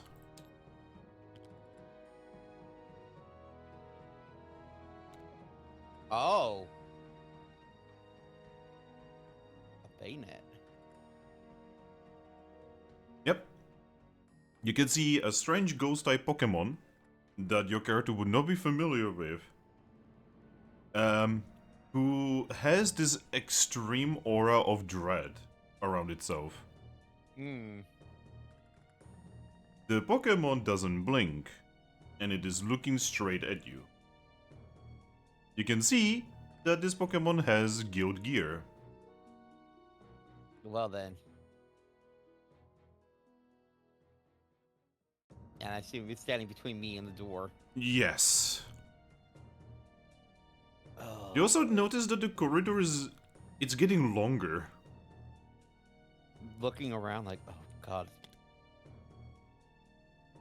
I'm like kind of back up from it. Oh. Why are you Ah. running away? I mean, you came here to take?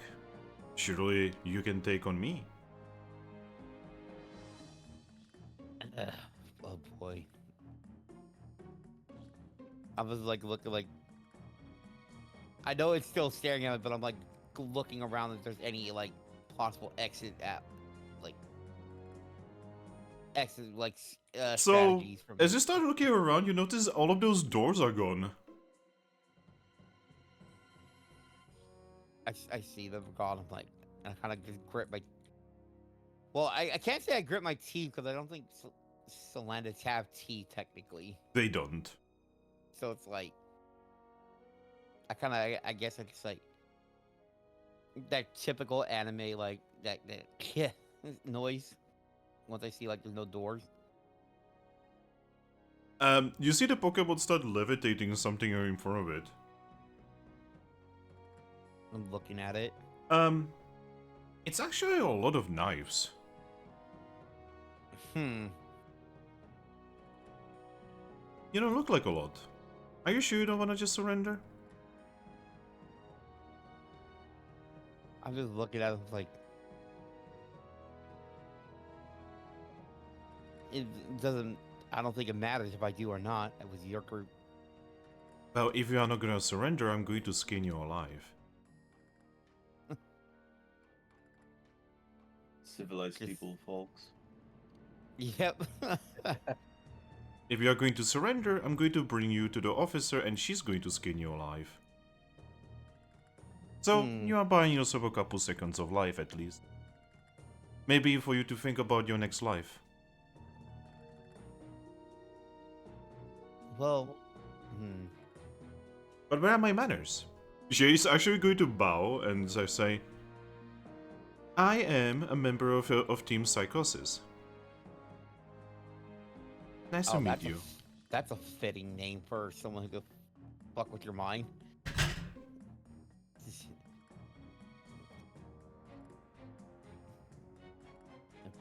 A Team Psychosis. That's an interesting team name.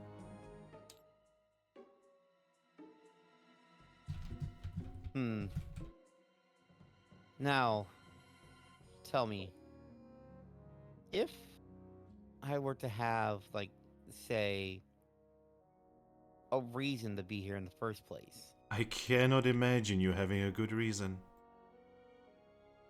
Honestly, you're kinda unlucky.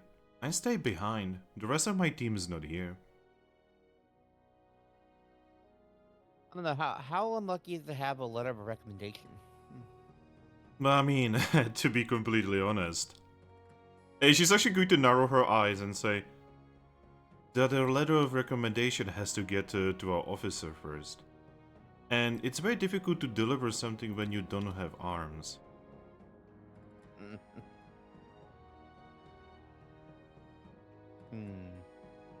But thank you for telling me about it, I didn't know. Now I know that I cannot let you surrender. I have no idea where you even got that from, and I don't care. Listen, don't. Out of everything here, Oh wait, do you are possessed. You are not even controlling your own body. it kind of just like That's hear that. adorable.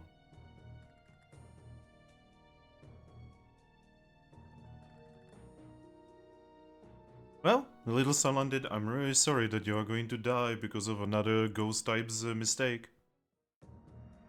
Huh. Hopefully Lord, Funny to- Lord Giratina is going to be merciful to you. Funny to think that you would think it's a ghost type possessing. Of course it is. What else would possess you, silly? Well, I can tell you this: not a ghost type. She's actually going to blink for the first time. Then she's actually going to narrow her eyes properly and actually finally take things seriously. Yeah. What are you talking about?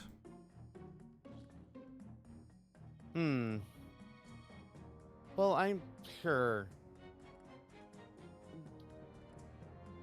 So, I know you ghost types can see things like that, but you can't really tell aura, right? Not me. Yeah. Tell me, do ghost types who possess other Pokemon usually imbue their aura into another Pokemon?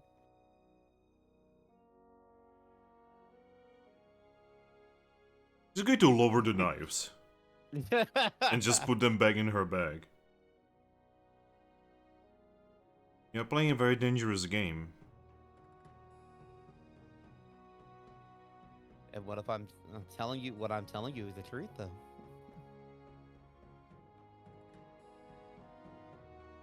Do you care to wish to know who the letter of recommendation came from?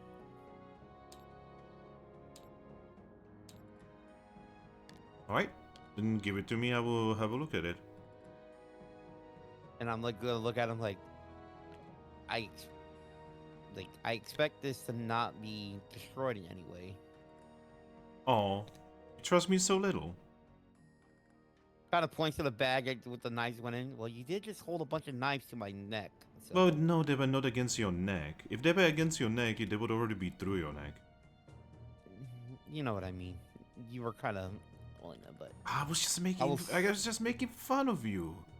slowly approach the bayonet. The closer you get to her, by the way, the more difficult it gets to actually walk.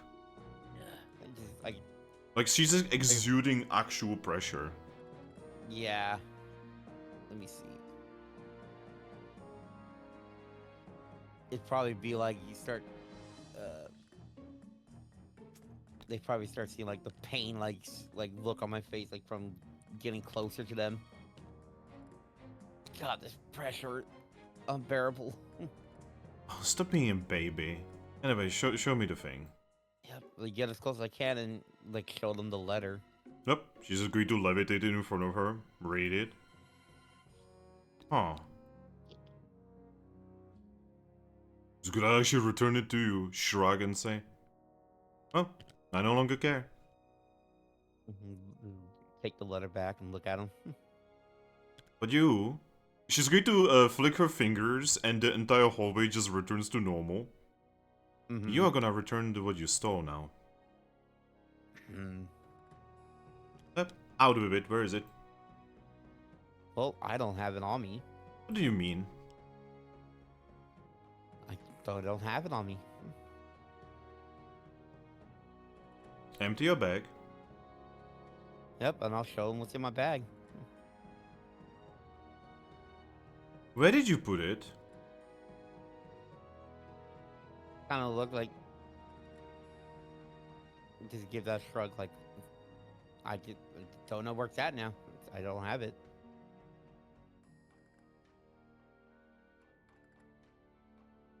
Salandit, you are playing a very, very dangerous game right now. I'm pretty sure no letter of recommendation is going to protect you from what Toxicroak is gonna do to you if that bottle gets opened. Well, I mean, just think about it. Do you even know what you stole? Just looking at it, it's like just something to help me with the payday. You are actually an idiot. That bottle has a demon in it. A demon. A demon that can destroy the world. It's only a cloud. By the way, she looks serious. Yeah. I'm just like kind of back up a little bit just because of the pressure stuff, and I'm like looking at him like, a demon. Well, I wasn't told about any of the content of what was being. I was just told this is what I had to get. Alright, who did you get it for? I just looked at him like, you think I would actually give up contact? I mean, if you don't want to be skinned alive right now. I can explain bloodstains. Can you?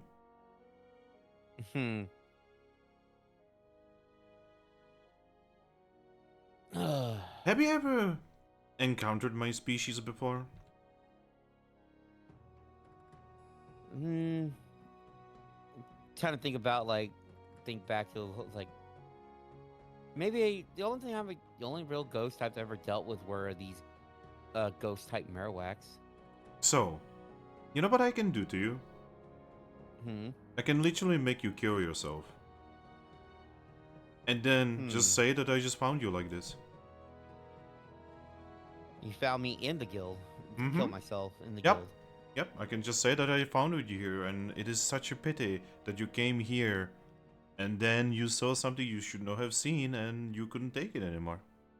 But doesn't it seem kind of odd that like I would just break into the guild just to kill myself? She shrugs and says, I don't know. I mean, you look kind of poor. Not to mention you are abnormal. I would probably want to kill myself too if I was a freak. Hey.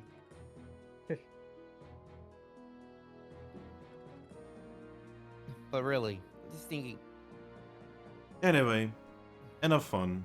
I'm gonna be delivering you to the officer now. She will decide what to do with you. Oh, and don't try to run away. I have your scent now. I will find you anywhere. It's just funny to think, like in her head, like it's kind of funny that they're worried about someone who's not even associated with the guild, who was able to outsmart a diamond ranked person to get inside in the first place. But then again, I guess ranks don't really mean much here.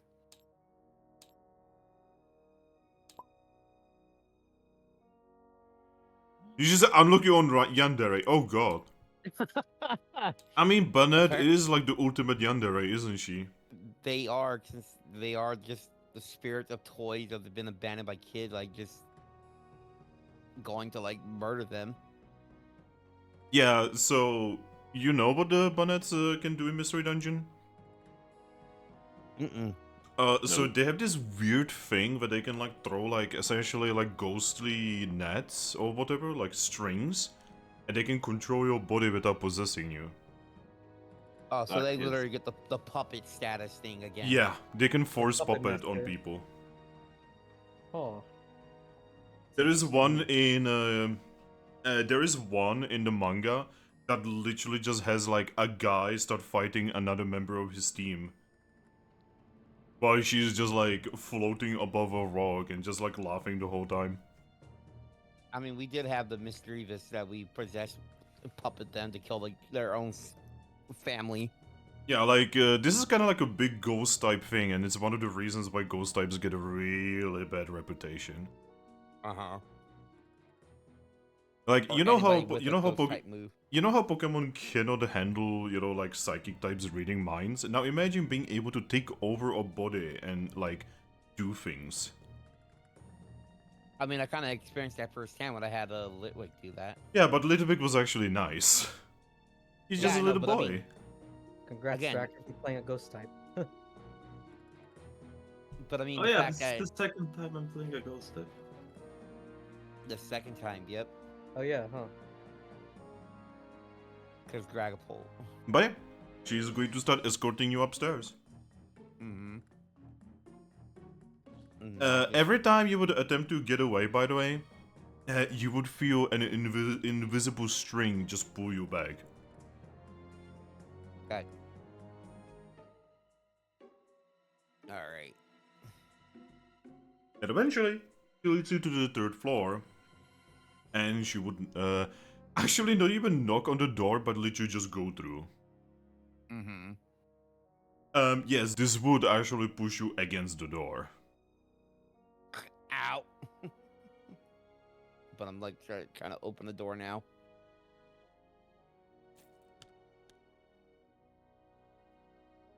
And eventually,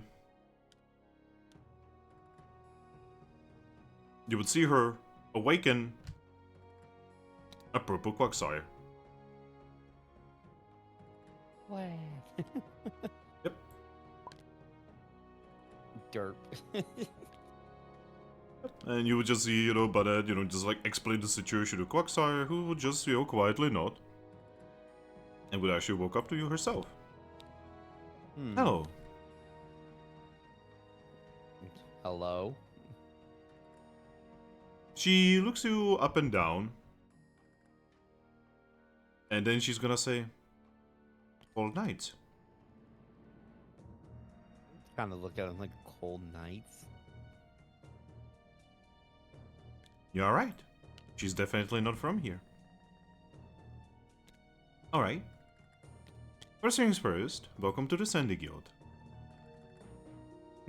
What you have stolen from us is extremely dangerous. Please return it. Well, that's the thing. I don't have it on me. Alright, where is it? It's already gone outside of the guild, and I don't know where it's gone now. I assume, Bernard here has already told you about it, correct?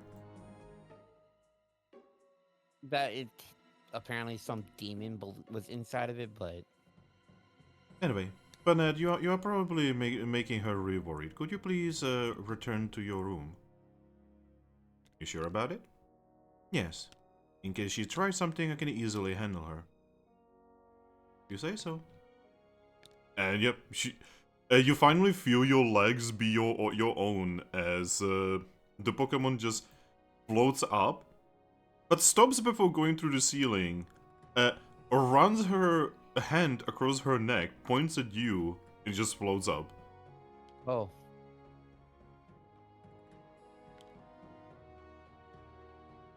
Just shiver from that.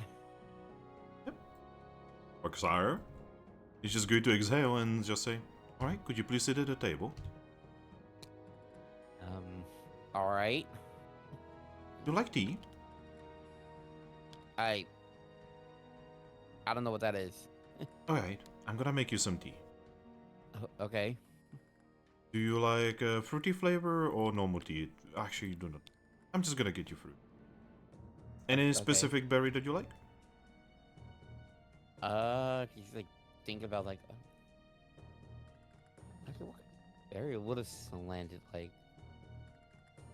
Yeah, that's actually about your nature. Yeah. I'm trying to think like what did I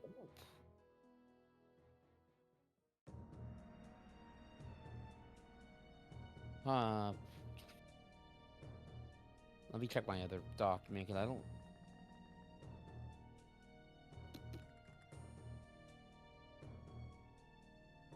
Oh wait, was it? Oh, I didn't put a Google Docs. I just had a notepad.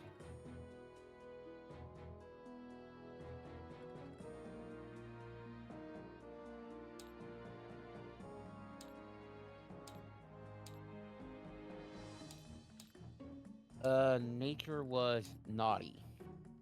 Alright. Now you know what kind of flavors she likes. Yeah.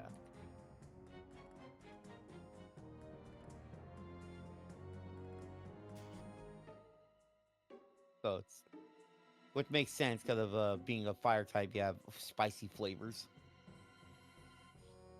Right? Uh, In that case, she will make you a spicy tea. Legit have no idea how that works. a tomato berry tea. Like, is that even a thing? Is that like spicy tea that you can make in real life? Yes. Fuck. It's a very again, it's a very Mexican thing. Oh yeah. Spicy Yeah, tea. I've heard of tea with like chili and shit. Oh yeah. She makes you some tea. She makes tea for herself. And then she sits down in front of you. And she's just going to be, alright. So dear, could you please talk to me about what happened here? And, well, just everything. Also, I do have to warn you that there's probably quite a lot of team members right now who do actually want to kill you. Yeah, that's kind of obvious. But don't worry, as Well- long as you are here, you are protected. Well, one, I do have this. Well, rarely enough, I got a letter of recommendation for this place too. Oh, may I see it? Yeah, I'll hand it to the Quagsire. Yeah, she's gonna take it. She's gonna read it. And then she's going to nod to herself and say, what's your medical case? A double possession. We do have a couple members of our guild who can read your aura. So once, once he's back, and the other one once she's awake. So in the morning, we can have Sylvian have a look-see at your aura.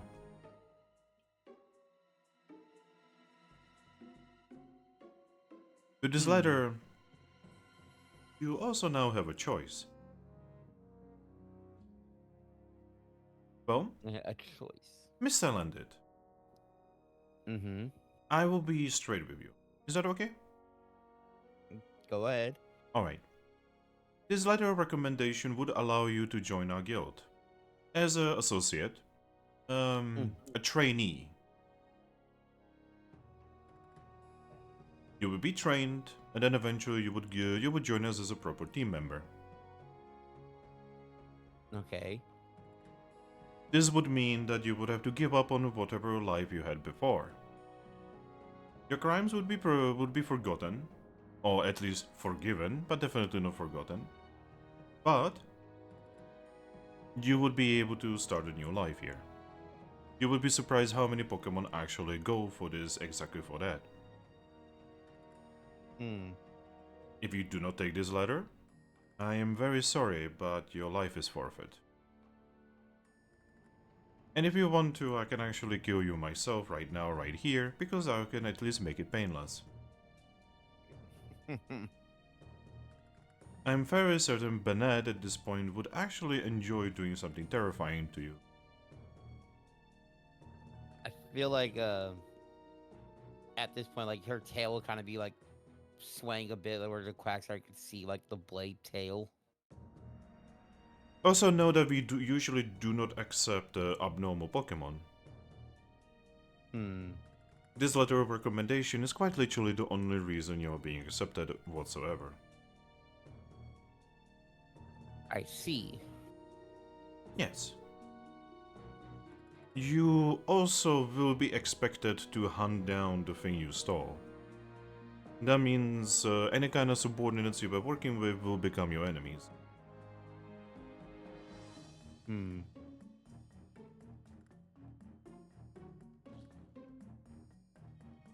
like think in a minute, like She's actually going to put down the letter. She's gonna slide it towards you. And then, she's actually going to get up. And she's going to return with what appears to be a fruit knife. And then she's gonna put it down and slide it towards you as well. And then she's going to say, make your choice. Like, you could visibly see it's like it has like this visible like pain look on her face about like kind of if having to make Litwick their enemy. Yeah, Litwick has been nothing but helping you this whole time. Mm-hmm.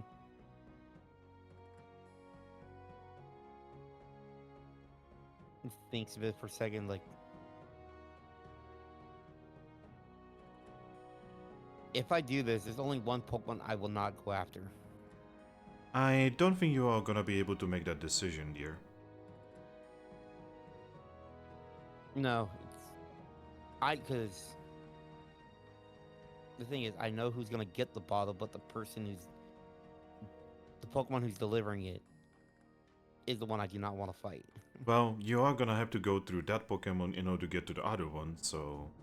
Well, I know where the main one is. Oh. Is the thing. Oh. In that case, please tell us. That's the thing. If I tell you, I want my friend to be the one spared from everything. You do realize we don't actually have anything against your friend, we just want the information.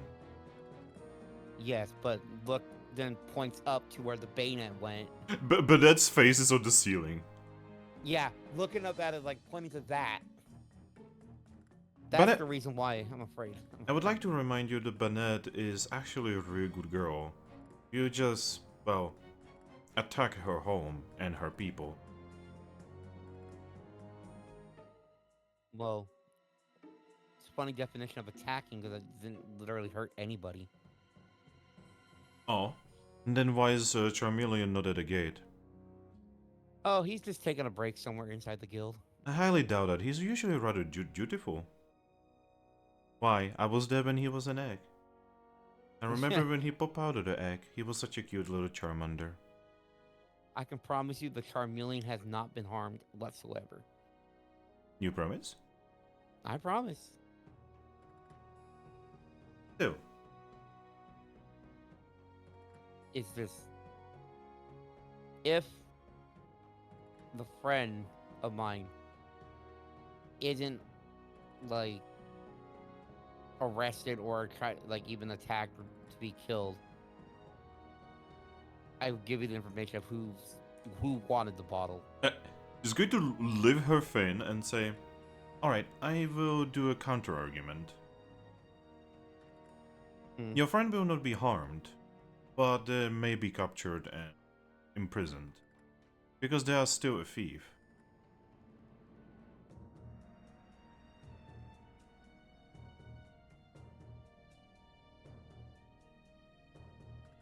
And I was like, that thing, I don't want them to be. Oh? It's all we've known, apparently. She's going to point at the fruit knife and say that in that case you know what to do. If you cannot accept my side of the deal, then we don't have a deal. He's thinking that, well, okay.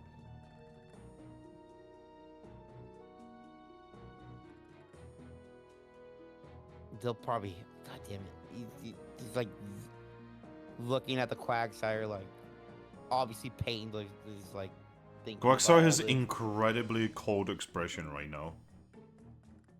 I mean, look at that face. I mean, she was actually looking rather warm. But right now, it's like, she has that business side face. That looked like the face of Mercy to you.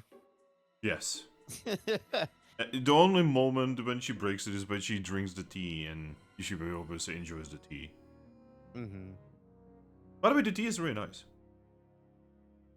A good spicy tea for her. Yeah. Well, then again, she's like looking back and forth between the the knife and then the letter. I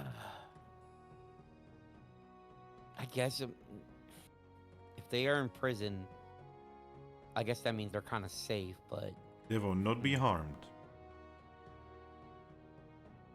They might get beaten up, but not harmed.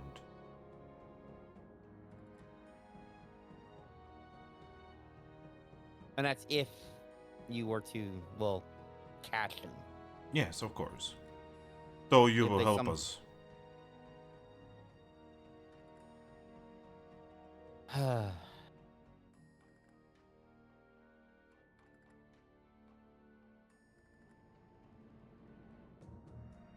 Like thinking about it a lot.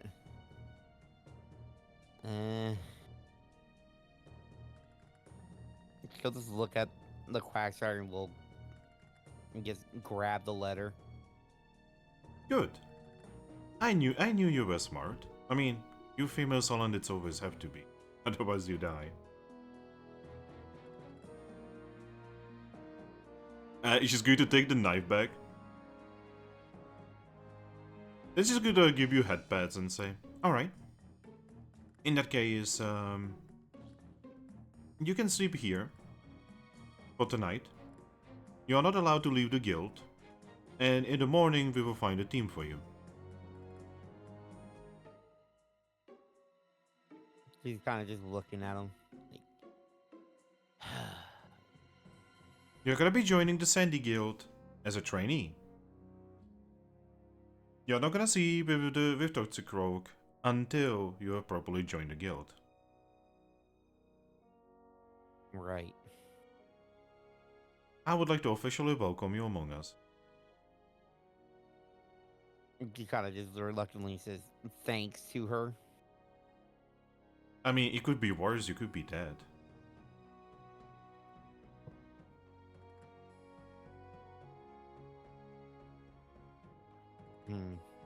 Anyway, here you go. She's gonna give you a badge, and she's also gonna give you what appears to be a strange map. Gonna look at the map. It will reveal an entire continent worth of locations. Oh. Huh. None of this is familiar to me. That is something we are definitely gonna have to talk about, but first we will actually have one of our aura readers read aura in the morning. Yeah, all I was told my aura was like thorny, apparently. I do not actually know what that means. Yeah, that's what the Meowstick said, so. Huh. Well, welcome among us. You can take the bed, I can sleep on the floor. Also, Bennett, you can stop watching us. Yeah, Bennett just sighs and just mumbles something under her breath and just vanishes in the ceiling. That sense of dread fully gone now. Yes. Again, I'm really sorry. She just gets very protective of her home.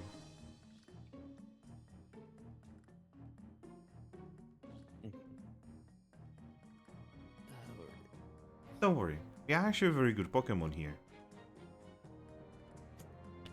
Is this? That pressure is gone. Oh, yes, when she gets going, she's quite a handful.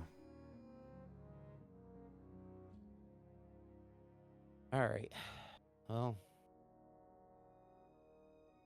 I feel like, like after that, like she'd pretty much be looking like out. Like, is there any like windows here?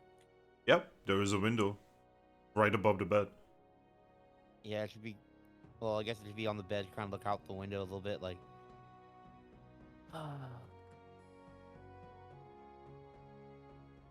You the can hell? see that you cannot definitely jump out because that is too far away. You would fall into magma. Yeah. And while you might actually be able to survive it, that would make noise. Yeah. And you are pretty sure Burnett is just looking for a reason. She's looking for an excuse. Oh, she's like, I wish a Pokemon would. But yeah. Weirdly enough, Quagsire is actually gonna give you headpads before going to bed herself. And by bed, I mean the floor. Mm-hmm.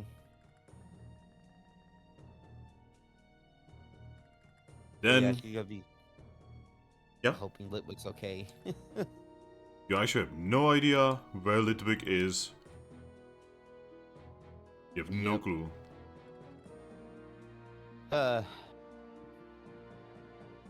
Yeah, I think reluctantly after that, she'll finally fall asleep in that bed. And yeah. Eventually, you would awaken. Mm-hmm. Moment.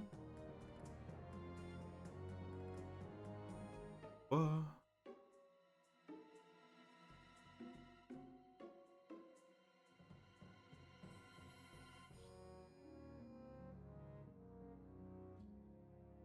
Is it the one?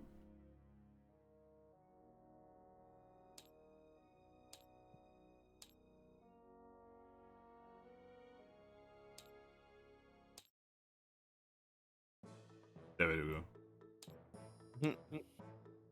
To go from that serious music to this. DJ, Yep. you're awakened very harshly by someone picking you up mid-sleep.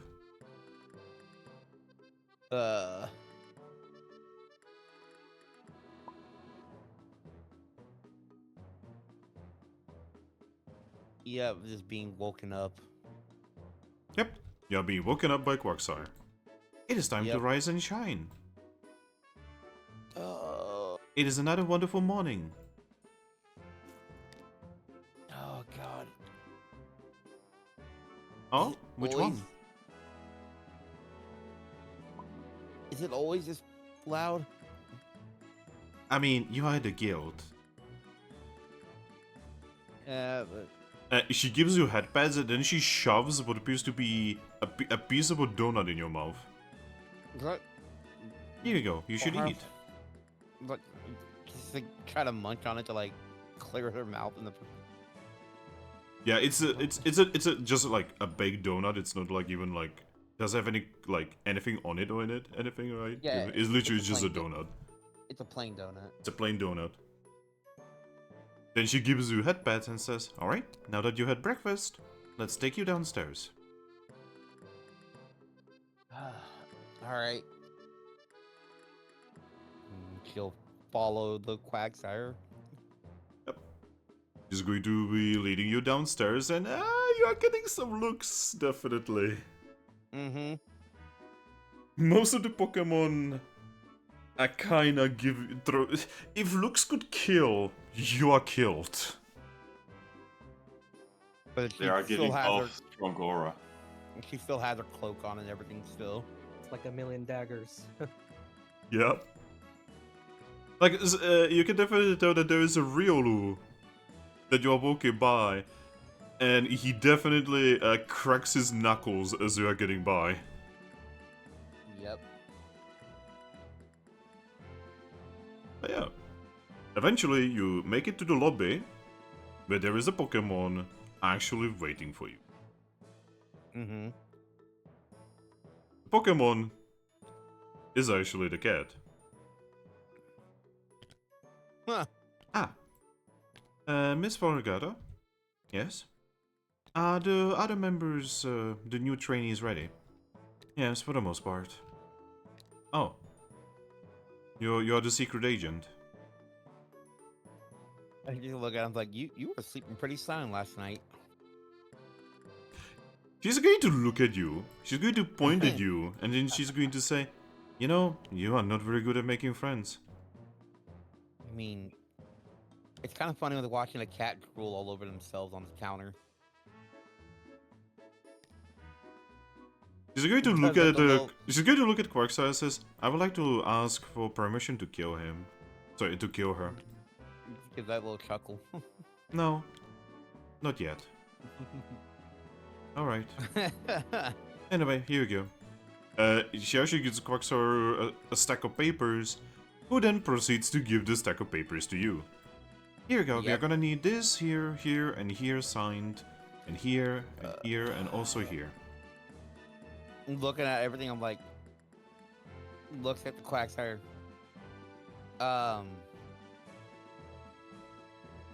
Do you mind if it's it? Well, I actually realize I don't think you even know how to write. I realize. I mean, to be honest, it's mostly because it's magical. It doesn't actually matter what you write on it, it's just gotta be connected to your spirit. Oh, Yes. What, you expected us to trust you? I didn't even know that's how things work. Oh.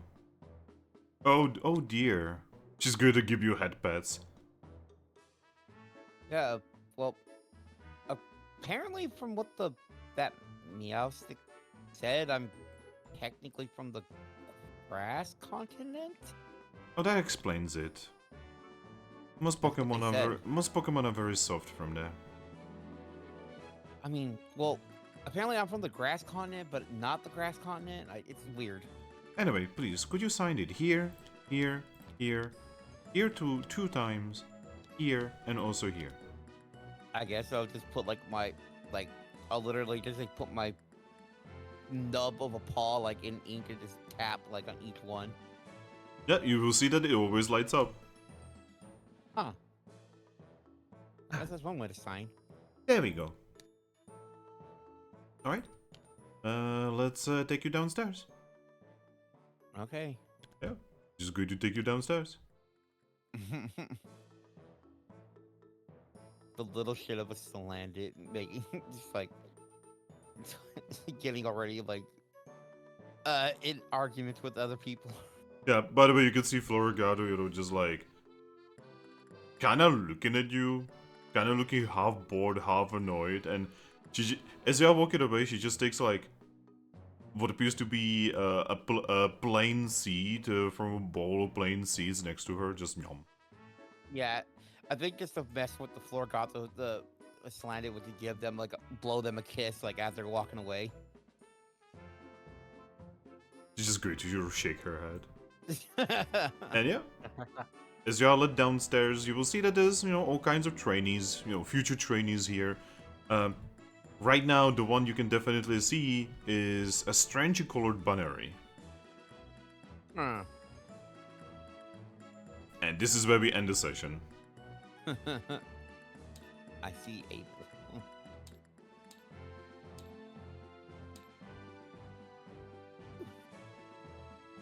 Well, that was fun to watch. Ooh!